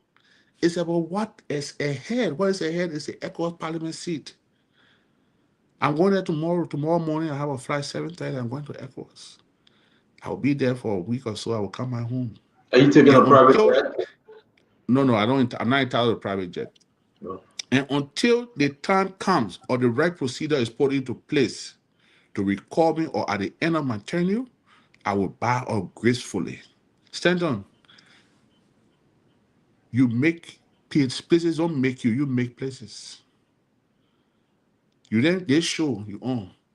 Not because you own this show, but when you own this show, it's a different show than when the other panelists are on the show. I'm not discounting anyone, but people make things to happen. Stand on.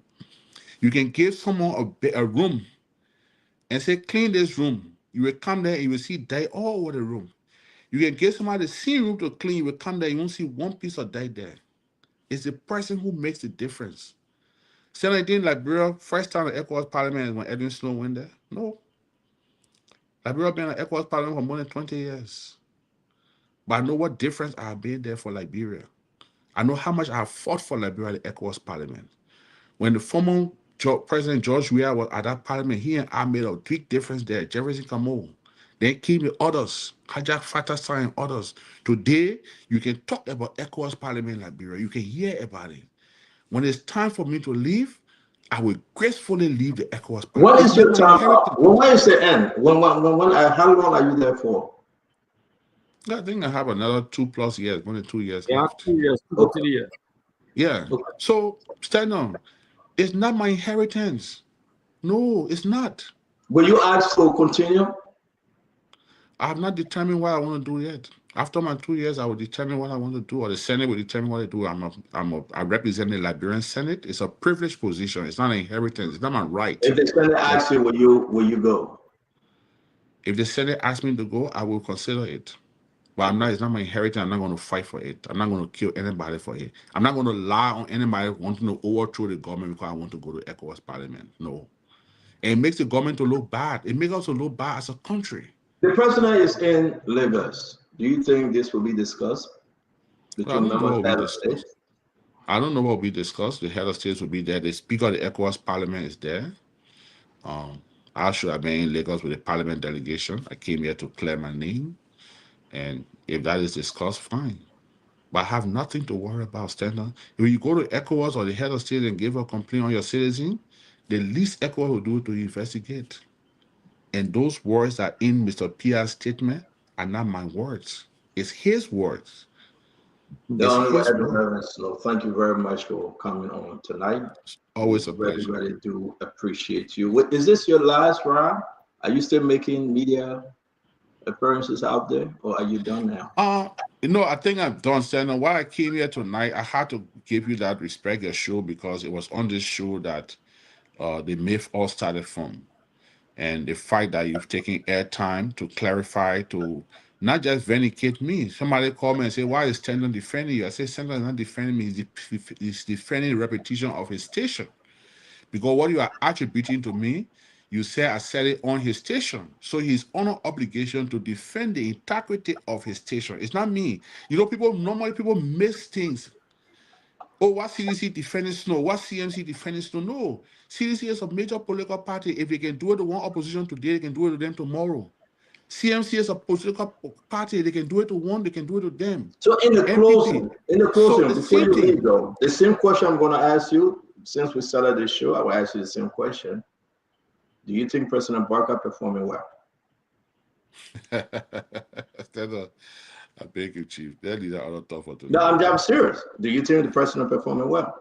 Stato, I wish President Barker well. I wish Liberia well. I wish the country will prosper. I wish investors will come to the country, and I wish President Barker one term as president. So are you wishing the president, should he fail? I want the president to score A in everything.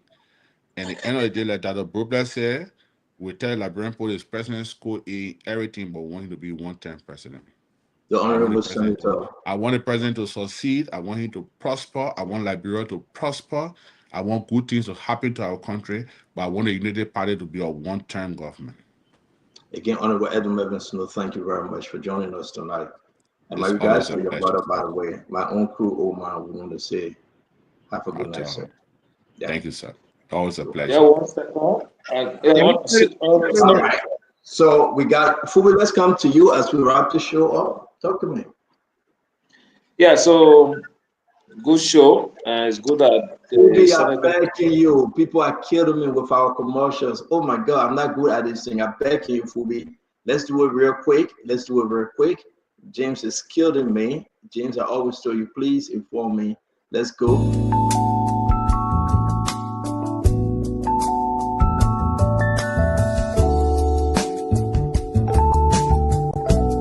If you think about it at home in Minnesota, there you have it. Call our brother on 651-440. Again, I will play this one more.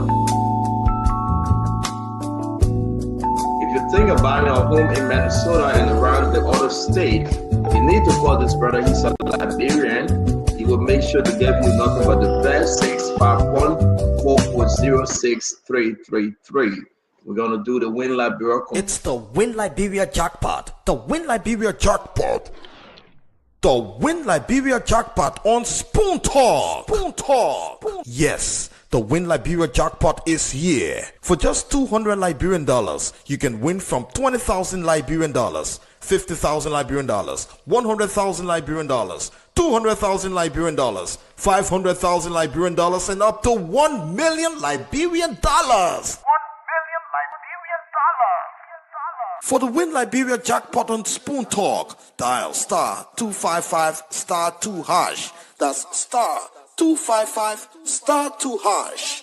The more you play, the better your chances. It's the Win Liberia jackpot, the Win Liberia jackpot on Spoon Talk Live for just $200 Liberian dollars.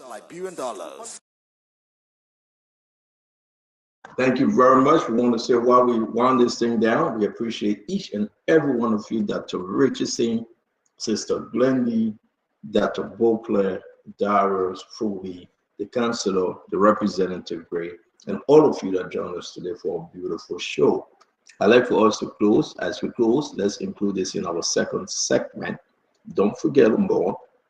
We're going to have the Senator Clinton Duncan from Sano County as our guest tomorrow. We'll be discussing national issue and especially what he's saying on the floor.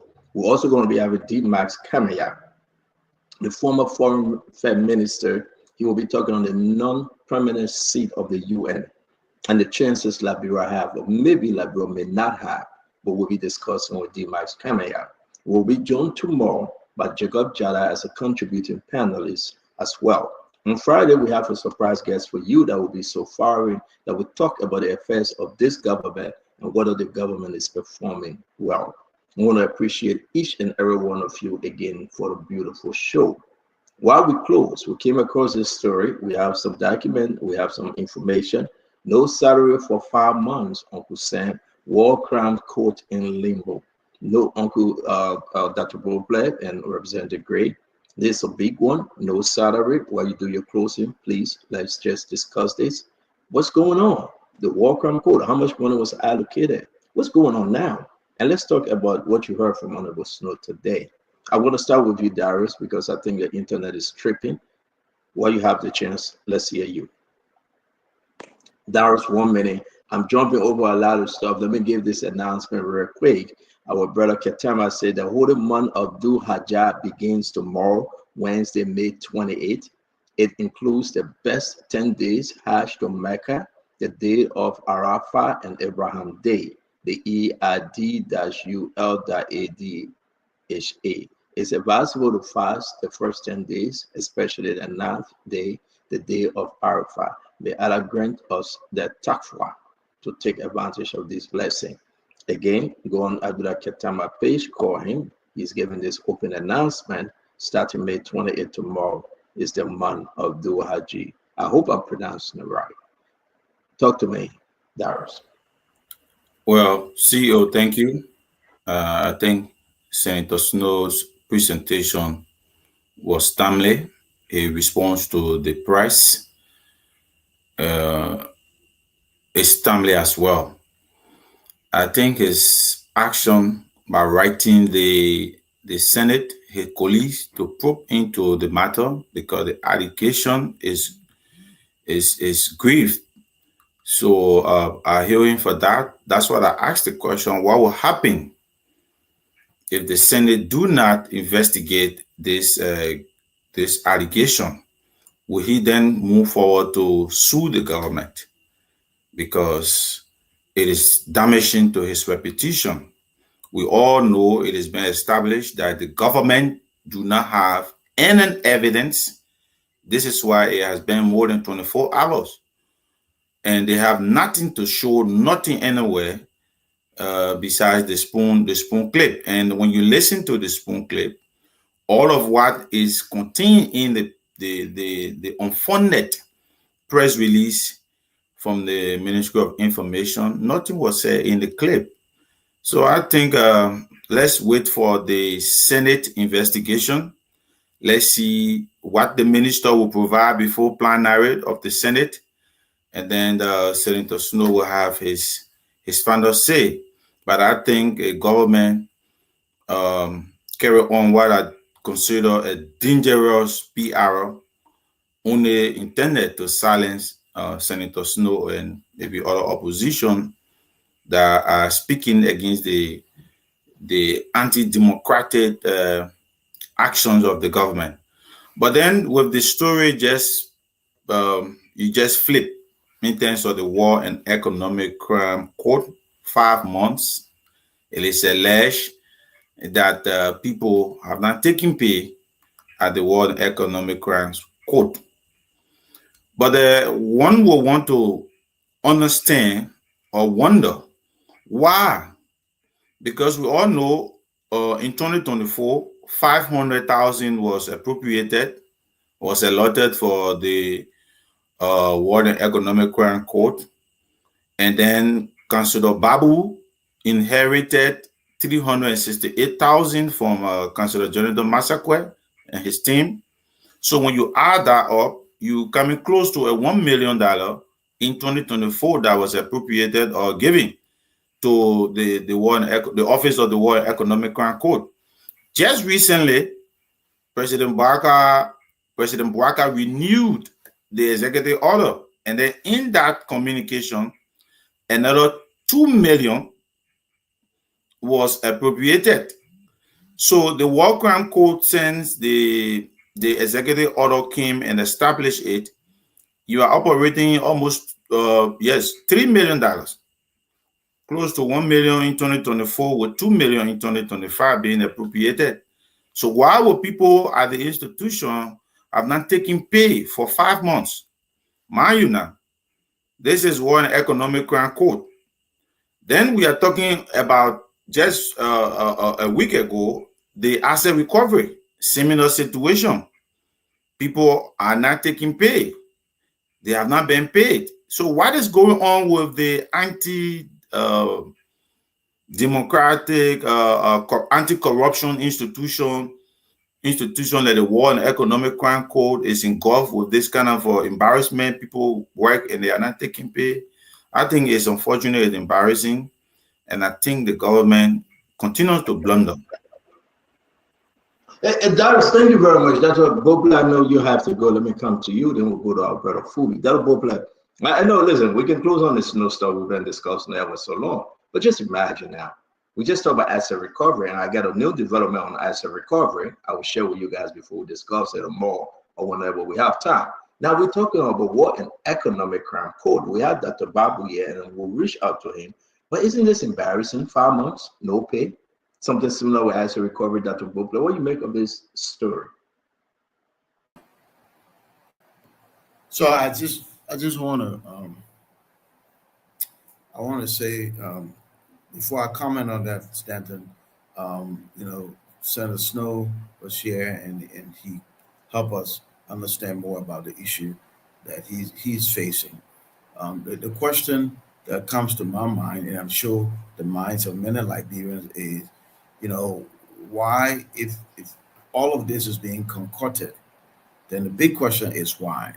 This whole thing about ECOWAS and removing him, you don't have to go that extent, create that scenario just to get him from ECOWAS. There are whole many, a bunch of different ways to do that. So the why question still lingers. So maybe as we move forward, into the future, we'll hear more from the government about the why. Why?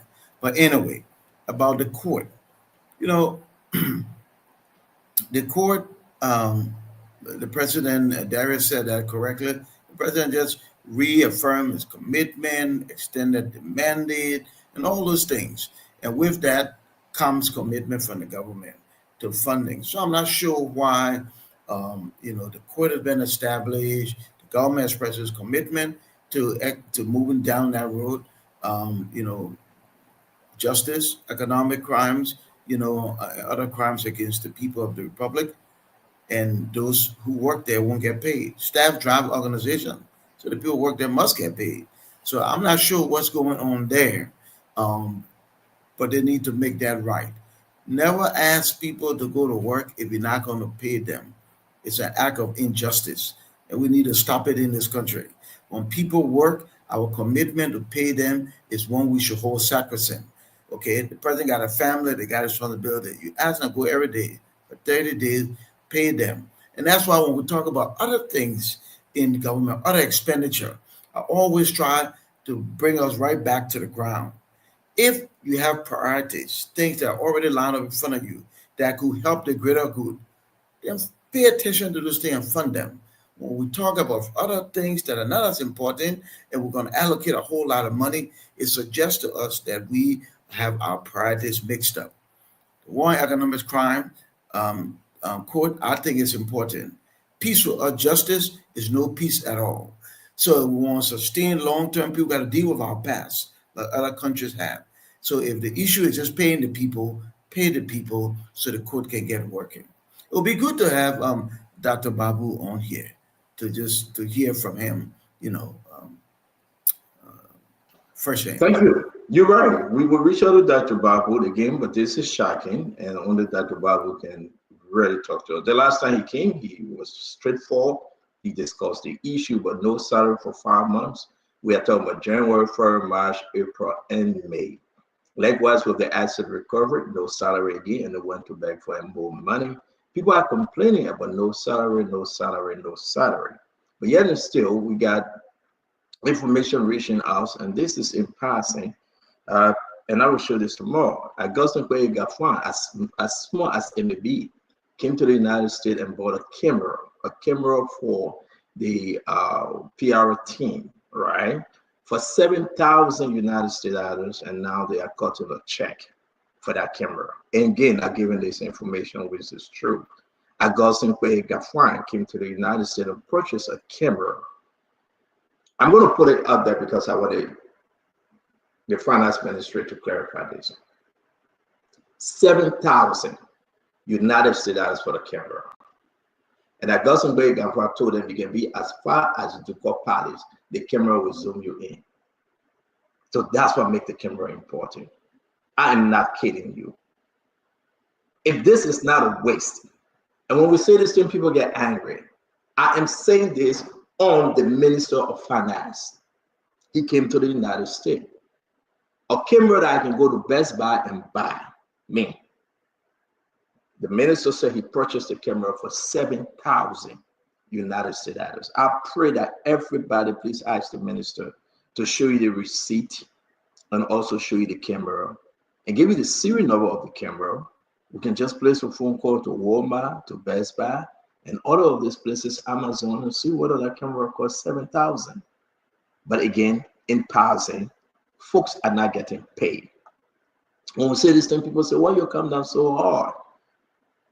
If that is not waste, how many members now at that office that 7,000 can pay if it is included and allocated in the budget?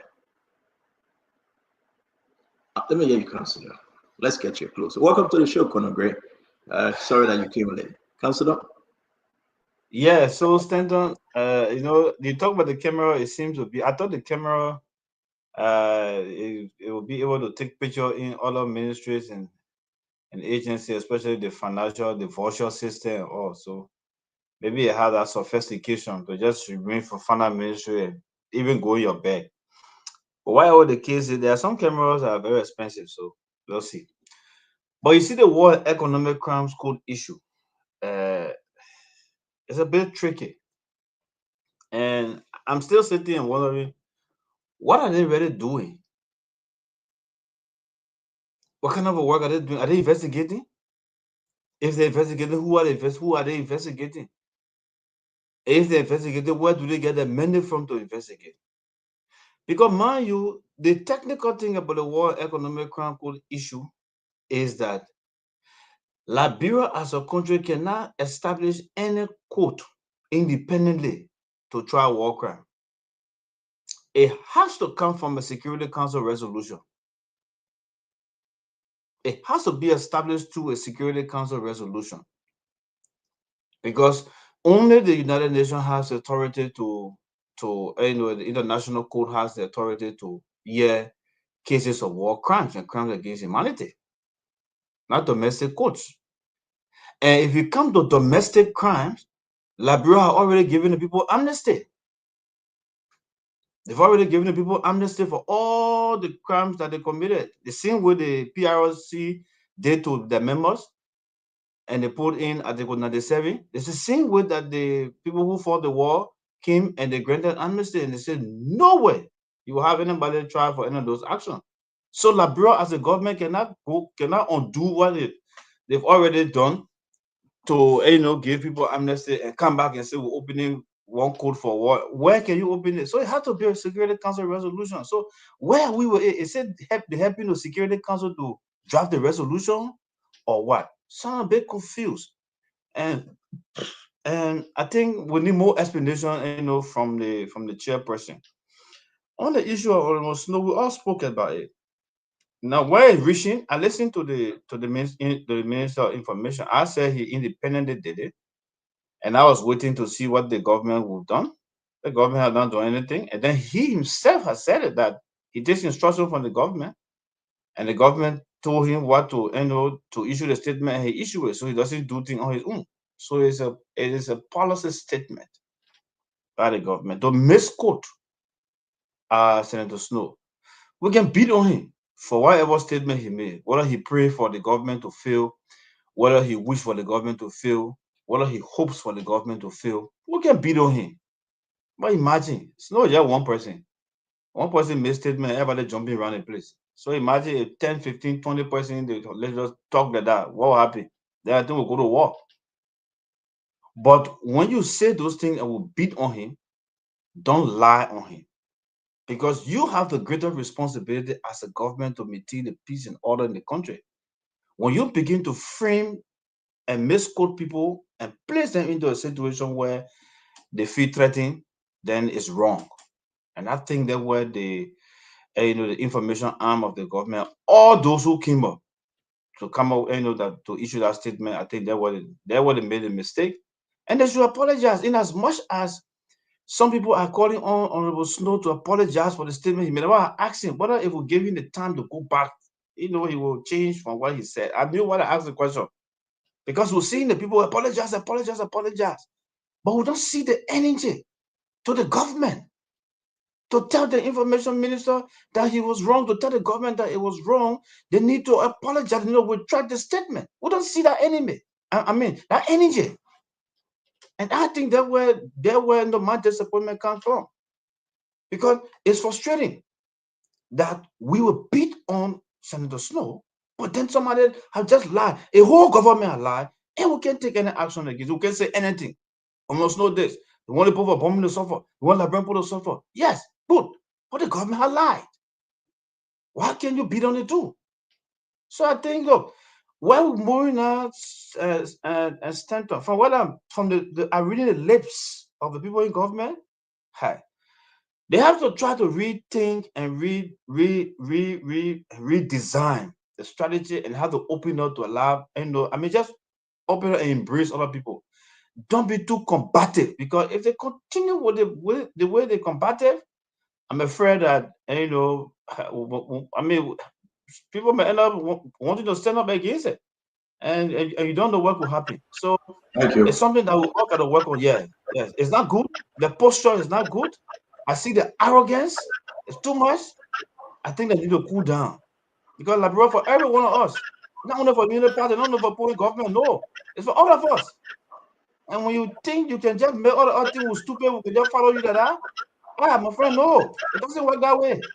The Councillor, thank you very much. Let me bring in Fubi. Brother Fubi. Yeah, so thank you. And firstly, I want to say appropriations are now cash. So we shouldn't say because there were 2.20 million appropriated for War Crown School, it means that they got the money. So appropriations not cash. So we shouldn't be making such statement.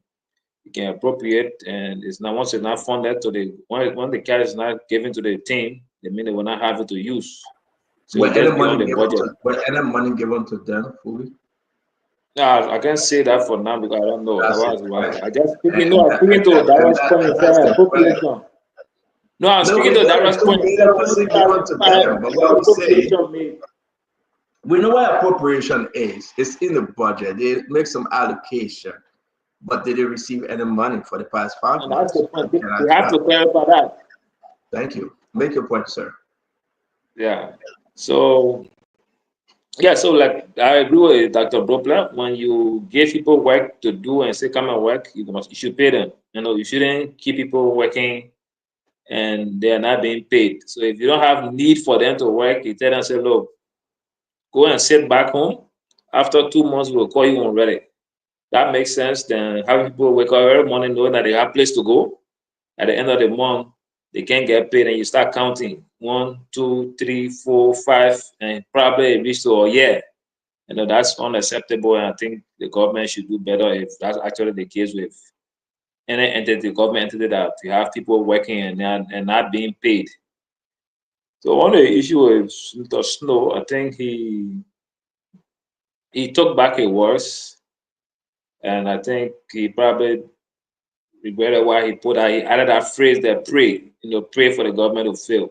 And I think he did a lot of job to take that back tonight. Even you try pushing him to repeat, he actually didn't want to go that route.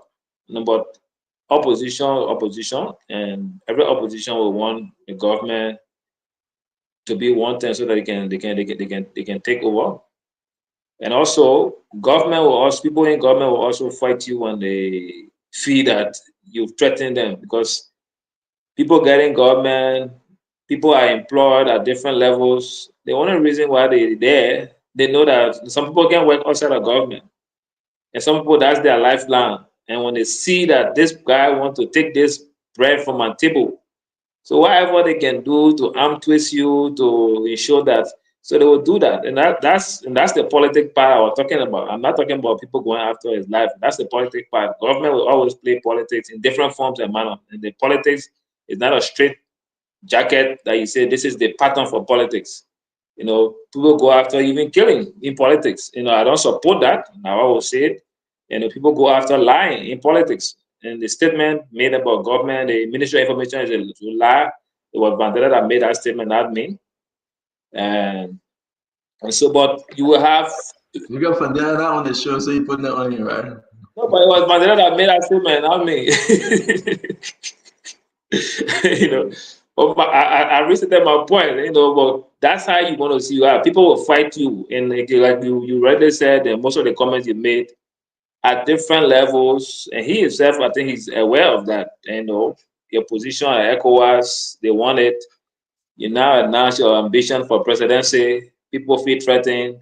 This guy is so influential. He has worked a lot in the region, and he has good rapport with his colleagues, and he can influence anything. How can we break him apart from that level so that at least we weaken him before we even get to 2029? So you will have that. And all the opposition parties that are also issuing statement, they issue it also based on the same politics. Because at the end of the day, they see themselves also being potential victims of what happened to Senator Snowe. So they will also come out to issue statement. So that's also politics. Or we can twist it any kind of way we want to twist it. At the end of the day, it still boils down to politics.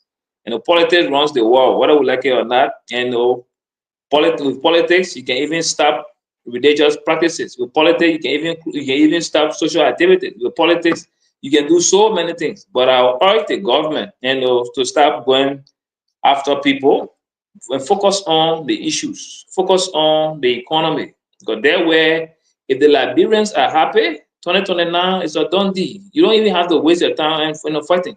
And, and if you want to quote somebody, quote them directly, and you can give your interpretation. And that's why I agree with 100%. Don't misquote somebody.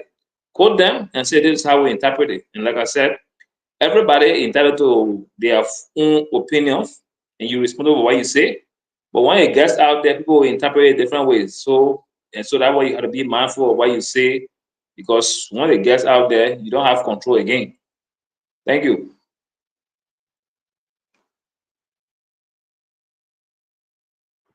Thank you very much, Fugi. We got one to go. I'm making hungry.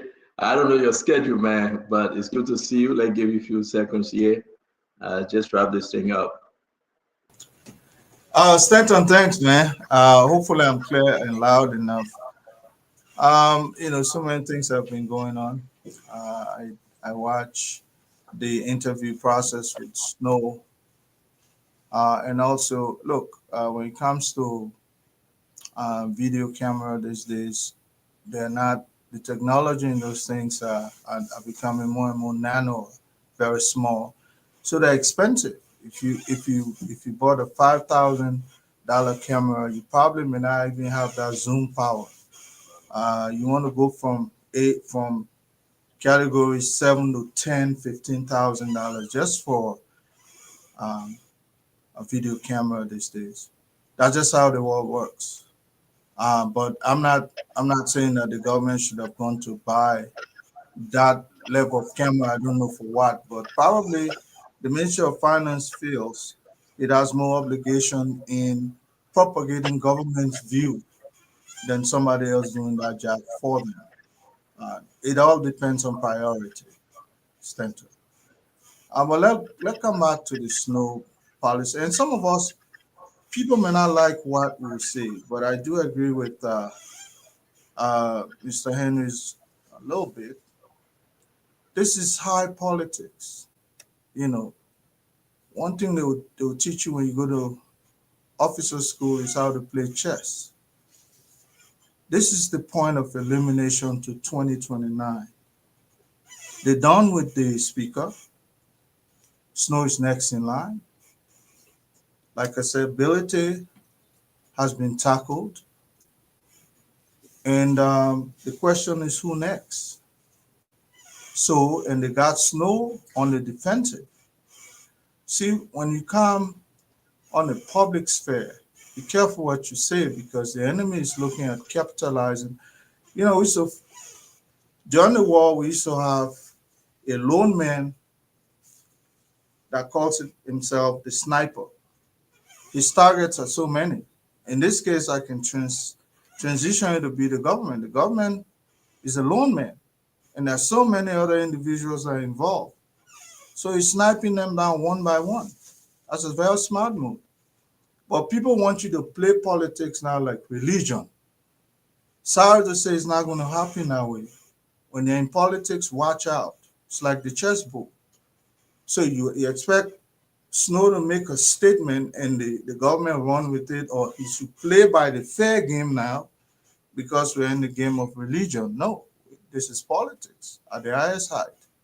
I keep looking. It may not be pleasant, but that's what politics is all about, Stanton. And for Jala Babu, let me say this. I don't know him to be a guy who has the ability to actually pull resources to maintain a spot. You remember when we talked about the War Crimes Court? This was not going to be another government's responsibility. It was going to be based on the resources that this guy that is supposed to transition that institution into a full-blown war crimes court, that was his responsibility. Jala Babu does not have that forthright, like you will have Councillor Verdier when he started the TRC. He was not supported by government where he pulled resources. That's a go-getter guy, as opposed to Jala Babu is an intellectual, relaxed. It's not a go-getter kind of guy. Any institution like those that are in transition, that's not his place. It should have been given to somebody that can really reach out and pull resources. Jala Babu is not that guy. Talk about academic, that's him. That's how the law school suffers under his watch. Go back and look at some of the things he has put in. He's not the kind of guy that will pull resources. The war crimes court should have been some go-getter guy that will come and really generate resources from, somebody talk about the United Nations. It could be through the war crimes. It could be through the war court and so on and so forth. Jala Babu is not your guy. So people will suffer as long as those kinds of leaders are in that capacity at that time. When you Thank generate everything, bring him on board, probably running like somebody is running, an institution that is already made. Thank you very much, the retired Colonel Edwin Gray. Thank you very, very much. Representative, you spoke, right? You close? Representative Gray, did you close?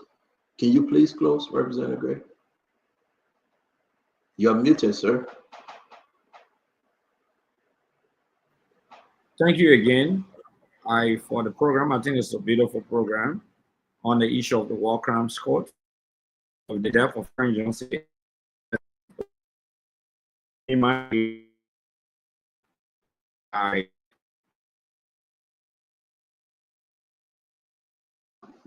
Okay, Representative Gray, you got technical issue. Yeah, the court itself will cease to exist once Frank Johnson is not around. So the government is on serious to sponsor war crimes court, like the assets recovery team and all of those things. They're not going to pay anyone. Don't forget about that. The true essence is still with. The issue of Honorable Snowe, again, I will say, and I will repeat, that he who refuses to listen to the Asian is yet to be born. The president is voting. In fact, the Minister of Information has been. So it's not a shame. When the minister becomes extremely defiant, it means he knows exactly who he's taking order from. But I just want to say thank you, and let's live with it. And that's the reality that I think it strengthens those of us in the opposition to know exactly what's the MO of this government, and we must prepare ourselves for the battle ahead. Thank you very much. The Honorable Karis Moses Great Councilor, Lafayette B. Good Senior, our brother Mr. Phoebe Herons, Darius Doe, the corner at Reverend Gray, Dr. Richardson, Sister Glendy, Dr. Beauclair, and to our guests, the Honorable Edwin Snowe Jr. It was a beautiful show. We want to say thanks to Nelson Colette for producing tonight. Very quiet, powerful program, by the way. I just got 3 closing points. One, what we didn't discuss today, we'll roll over for tomorrow. And I'm so happy that tomorrow we will be having the senator from Sano County, Senator Clinton Donkey, as our guest. I'm so happy that I will be asking him a question concerning national issue. What came up today from FIA? FIA, again, look at the amount of money they find Orange, Liberia. We said this thing before, that something was in the making. We'll discuss this. We have the document. We have shared the document in our chat room. The inspection of Orange money, Liberia, is a big one, $50 million Liberia money, I think. And more to come. I want you to read the document. Again, the FIA working tirelessly to make the country better. These guys go after money laundering and every other thing. We'll also discuss Dr. I respect Dr. Baba Jala. I do. I disagree with my brother Conor Gray. He's man of integrity. If you give him the time, he will bring money to that institution. He will work magic. But let me say this, like the former leader will say, the total want to buy Phoebe Henry, but no hand. The channel in which the money goes through before it gets to him, that's the problem. The money got to go from the Justice Ministry to the Executive Marshal, or from the Executive Marshal to the Justice Ministry to get to him. Why? Can we ask ourselves? Honor Masterquay, Councilor Masterquay, when he was director for the World and Economic Crime Code, it was frustrating. We had our brother on the show, what's his name, from ANC. Phoebe, you know your brother, man. what's his name? From ANC. He used to work with the War and Economic Crime Code. We had him on the show. He explained to us. Wisner. Thank you. George Wisner. He explained to us. He said, no, we didn't get the money. We had Dr. Baba Jala on the show, Jala Babu. I respect Jala Babu. I think he's a man of integrity. If you gave him the weapon to execute, he will execute fully. But you know, he will not come out to say the government not giving him money for it. You know he won't do that. They are lobbying internationally and on the national front likewise. But the money is clocked in some kind of quack, in some kind of hole. Clock. You got to declock it. And that's what politics make bureaucracy. And that's our problem. You know, so I would disagree with my brother today to say indeed that you know, that Babu will not make this thing. He will make it work if we give him all resources. We listen to our sister Miata Fambula saying bye Snow, goodbye, stop talking plenty, resign. If Snow resign, would that be the only solution? You know, my brother Gray said, well, you know, they have taken Musa down. No, Musa still standing tall. They have taken Funati down. No, Funati is still a representative, remain powerful, with loyal men around him. Now they're going after Snow. Listen, I love to watch this movie, this cowboy movie. For me, go watch it. The good, the bad, and the ugly. If you have ever seen that cowboy movie since 1960, the good, the bad, the ugly. The guy was in the top. He had a gun under the water with him. The man kind of came, the man dancing around. The guys, you know, the movie, the guy shot the man. Man said, if you want to shoot, stop talking and shoot. Just like Conor Gray, you know, stop the too much talking. If you want to eliminate. You cannot eliminate halfway. You went after Funati, he stayed a representative. He still get 20-something men by his side. That's trouble. You went after Musa Belete still hold ground. He's still a representative for Nimba Sacre Pierre. You going after Snow? If you gotta go all in. Don't go like a little boy. Don't throw Snow and hide your hand. Listen. If you want to shoot, shoot. That's all I would say to you people. All they pinging yama, oh, my you get small water like. All the pinging yama, and there Fubi will say, oh, you know the person I agree on there. You know the person I agree. No, I didn't say that. No, the money was allocated by him reached. No, folks. Come back tomorrow.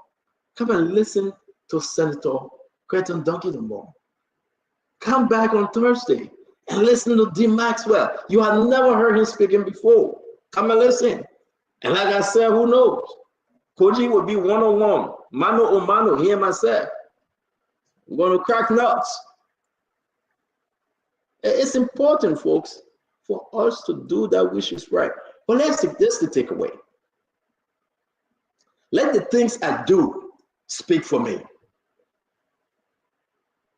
The place, and for me, you know this one, because you know you used to go to Pentecostal church. The place I go should speak for me. The food I eat, how I eat it, it should speak for me. I don't need to boast. I don't need to blow my own trumpet. No. If I'm working at that ministry, people should know I'm men of integrity. Resources that I have gathered to transfer into the government coffer. They should see it. They should know it. And not to ask somebody to blow my own horn and say, yes, I'm doing X, Y, and Z, but the people are suffering. Guys, be men of integrity. You got to hustle around and beg people to sing songs of praises with your name? No, don't do that. Every day somebody says, you know, Nelson says, can you cool down small? I said, Nelson, cool down for a while. I ain't talking anything. I will wait for 2029. I'm talking anything. I will wait for 2028. I don't know what good grade would be yet. I'm talking. Because you know why? If what you do in government can only speak for you, the people will celebrate you. You don't have to blow your own horn. I was talking to somebody, to be frank with you guys. And Fubi name came out. I think Fubi never told me about he saved the company almost $2 million. Fubi name came out. The person stood for Fubi. The person that I met is integrity icon.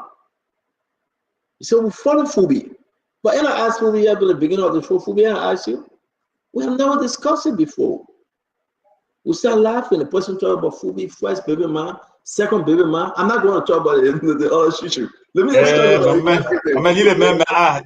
man get integrity. The financial integrity the man get, but he gets so he wants to address the main, No, I'm saying financial integrity and not social when it integrity. comes to financial, investment, you cannot find Fubi in that room. Fubi will do a job and go home. But when it comes to the community, the person say, I can't put my hand there because I gotta get 1 baby man, 2 baby man, 3 baby man. I say, that is. So, but it should speak for you. Do your job. Bring in money. Stop the small cocoa jeans. Stop stealing from the country. Then the people will give you second chance. But how can the people be suffering and you tell them that they are doing better? Then you expect them to give you second chance. And that's the argument, folks. And that's the communication we are moving with. You remember President Barker said, think Liberia, love Liberia, and together we can build a beautiful Liberia? We still want it. We're still waiting for it. I am thinking Liberia every day. Oh man, to God in heaven, I love my country, Liberia. And I can partner with anybody that would build a beautiful country. Some people want to be here and you just go to Shawbread, you come home, you go across the bridge, you come back. For me, you're enjoying it. You know how we live here? We go right a while we come back. Go look at my car. 2024 car, it still get less than 5,000 mileage. But great, you know that. You go to where you come, where else you gotta go? Because we got nowhere to go. But imagine if I'm in Liberia, that I gotta go to Bon County, Nima, to visit my people in there, go to Grand Basso, children. For me, I get up in the morning, I look at the time, I came up picking them to school and my grandson, I come back, it said 9 o'clock. I gotta watch Netflix. I go to the office, I come back, I go up and down, all within 5 mile zone, nothing far. And you come back, then the door will be back in your ear, you get nowhere to go, you take a trip, you go all over the state, you come back, that is same my thing. friend, come home. I mean, I never come home. Liberia is a sweet country. My man. Liberia is a sweet country.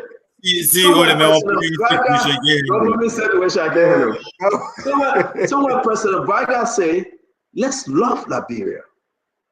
Let's think Liberia. And together, he didn't say, I will build Liberia alone. No. He said, together, you and I, we can build a beautiful country called Liberia. Make me your president. We can transform this country. Yeah, we agree. President Barker is there. Look at Fubi and make you managing director.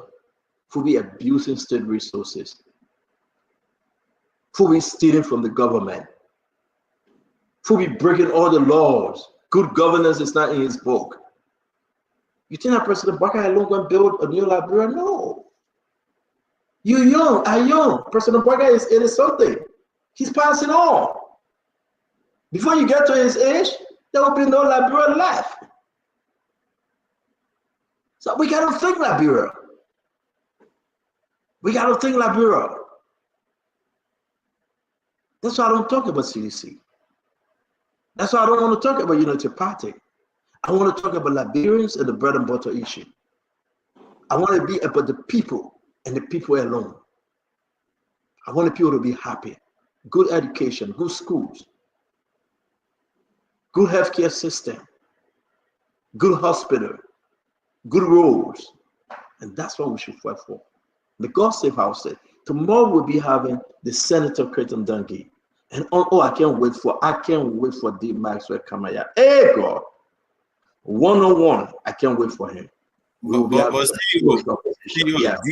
D. Maxwell, he's an intellectual, he understands a lot of things. Yeah. Sure. No, a lot of people tell me, since we've been giving the announcement, they say he's coming with fire. A lot of people tell me that D-Max is coming with fire, you know. But again, we got to talk about the country first. Yeah, they forget the fire, baby. Don't tell the truth. We got to talk about the country. We got to talk about it. He's a special envoy to the former president. Do you know that? He's a special envoy to President George Weah. And look at Senator Creighton Duncan, taking a whole new level. He's on special a assistant to level. Mid-June. They are giving loan to business people, they say. Special assistant. Well, we have our time to ask the senator a question. Well, so yeah, we'll ask him tomorrow. I want to say tomorrow.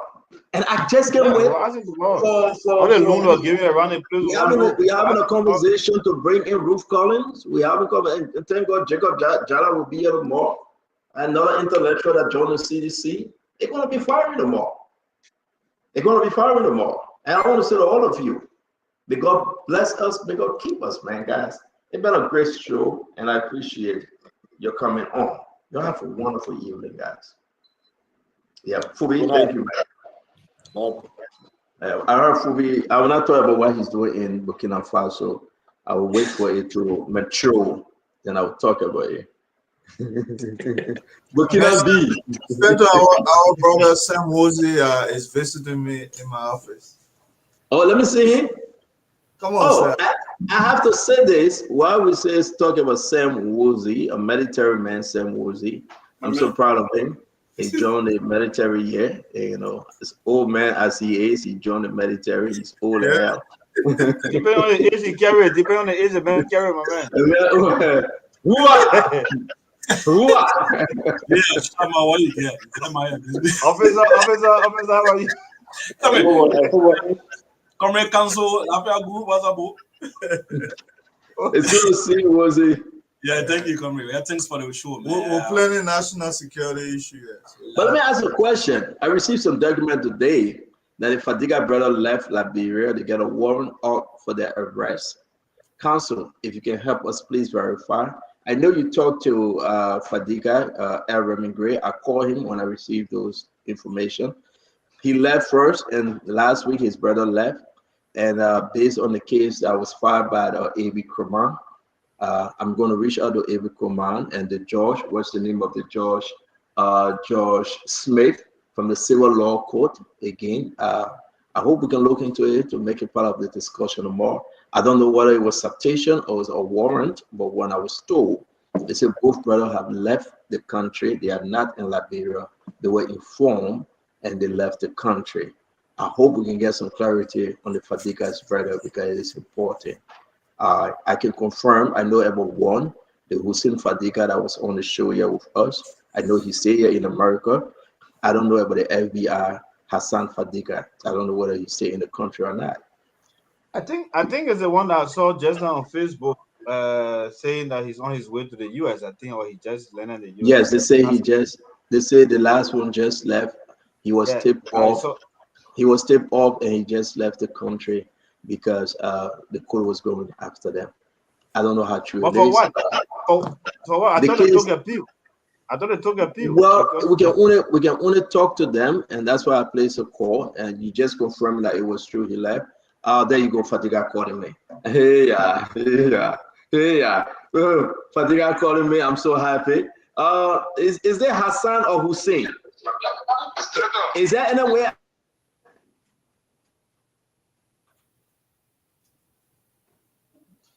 Okay, Nelson. I'm asking whether should I put him on air. I want to give him his privacy. If you say no, then we can end the show. Yeah, Councilor Gu, you're trying to say something?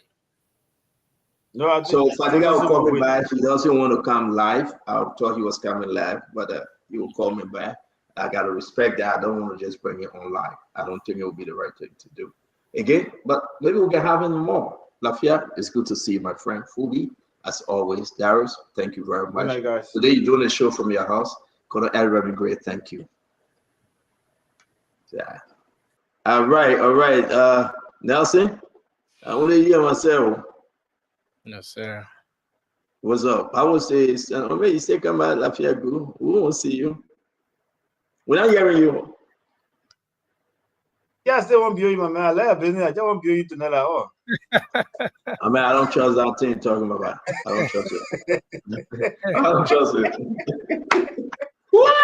You say you love my business? I don't trust it. Seriously. Yeah, you know my bad.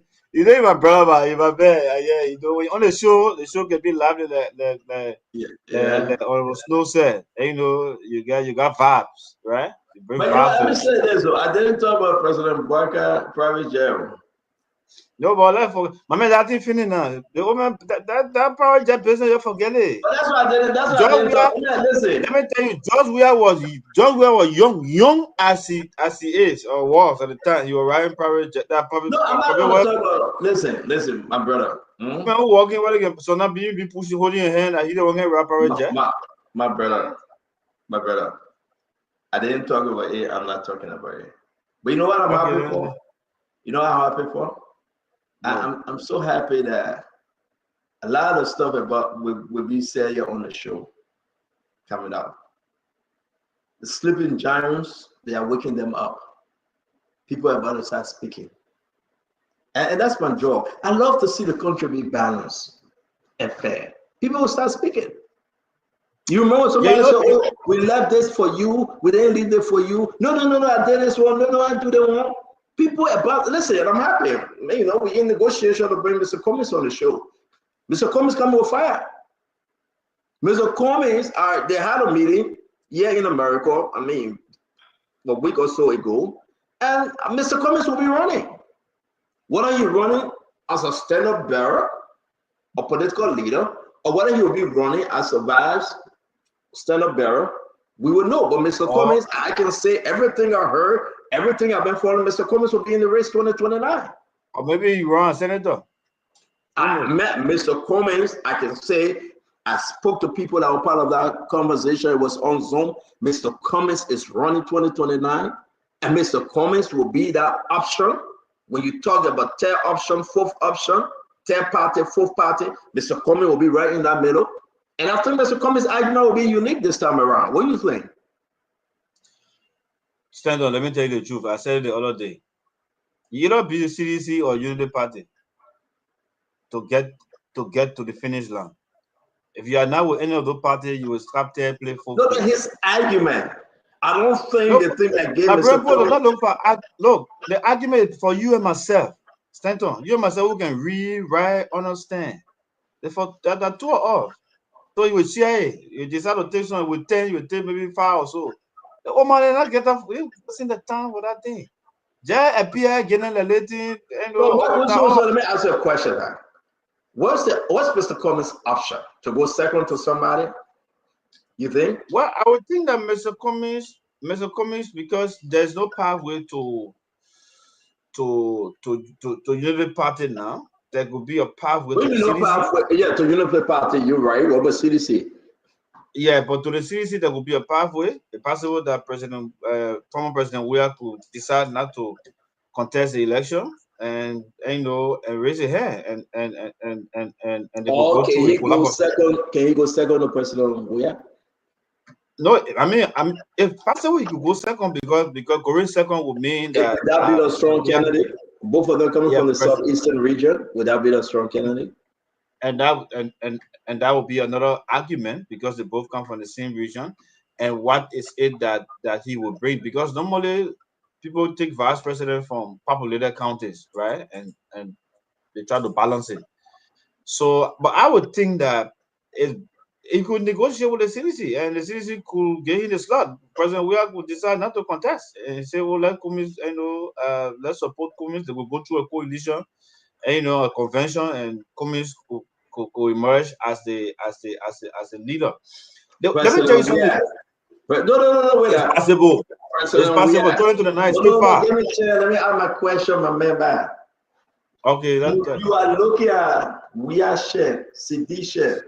The Daha and say President Weah will give way to Mr. Cummings? It's possible. Nothing that politics. And we say politics, anything can happen. That's why anything can happen in politics. And 2029 is still far. But let me be frank on this show. Stanton. One of the things I that tell the people, listen though, we doing an open conversation here. And this my own friend, they got my own man, right? Whole day he chasing me. He said, Stella, you don't know what you want, my brother. We having a fair conversation here with Mr. Cummings and everybody. Now my own man, then he tells me, say, so I shouldn't talk to Mr. Cummings now. Yeah. But Stella, let me give you my fair statement about Mr. Cummings. Mr. Cummings is a good man. But I think Mr. Cummings had made mistake twice. And that's the reason why the first mistake he made, that's what made President Mboka to be president today. The first mistake he made, he failed to take a side in 2017 when the United Party needed the ANC, right? After they all stood together and went to court and they lost. The elections, still went on. For the runoff, they expected that he would have announced his support for them. He did not do it, he went neutral. That did not go down well with the Unity Party.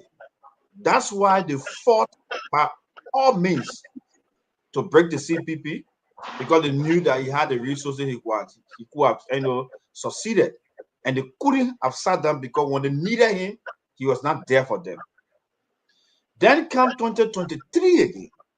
In 2023, he, as a person, stay aside. It was the executive of the CPP that now support to the CDC.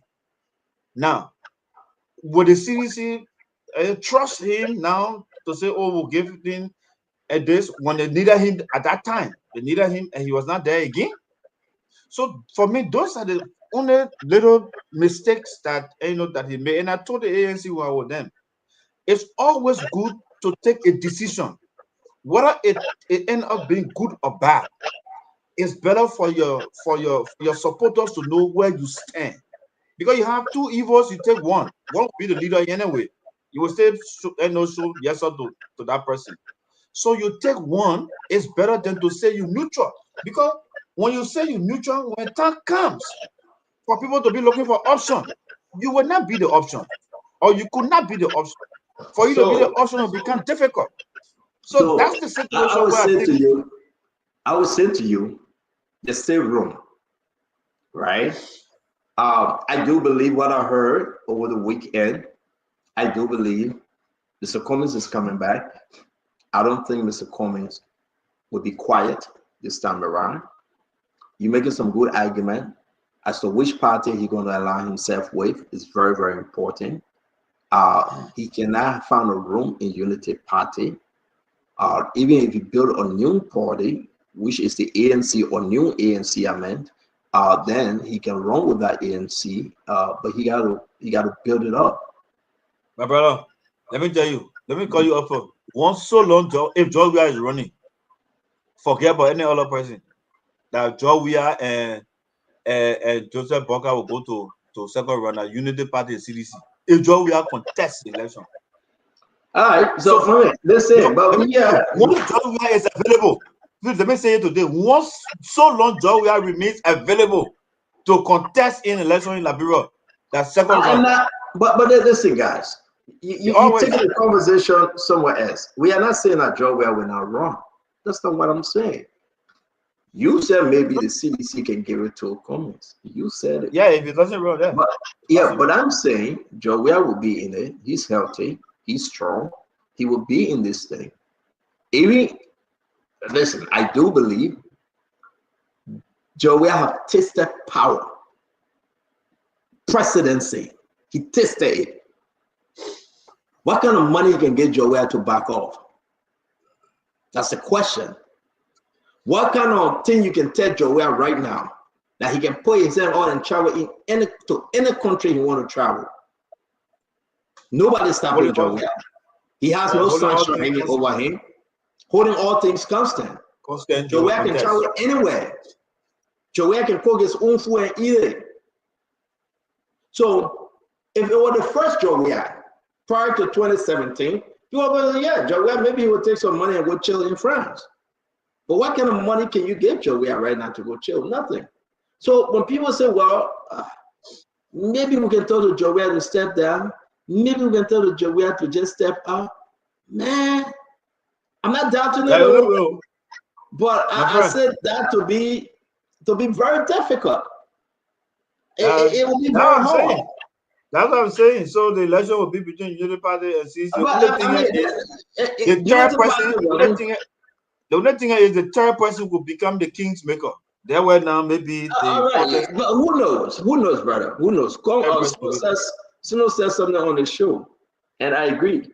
Not everybody will reach the 2029. With our finger crossed and praying for a long life, that would be very important. The late Spring Johnson was very strong, and we never thought the situation was going to happen. Who knows? But on that note, my brother Councilor, thank you very much, and have a good evening. Thank you, Stephen. It was a nice evening, and I hope to see you tomorrow. By God's grace, thank you. Yeah. That's it. Thank you very much, as always. Thank you for producing.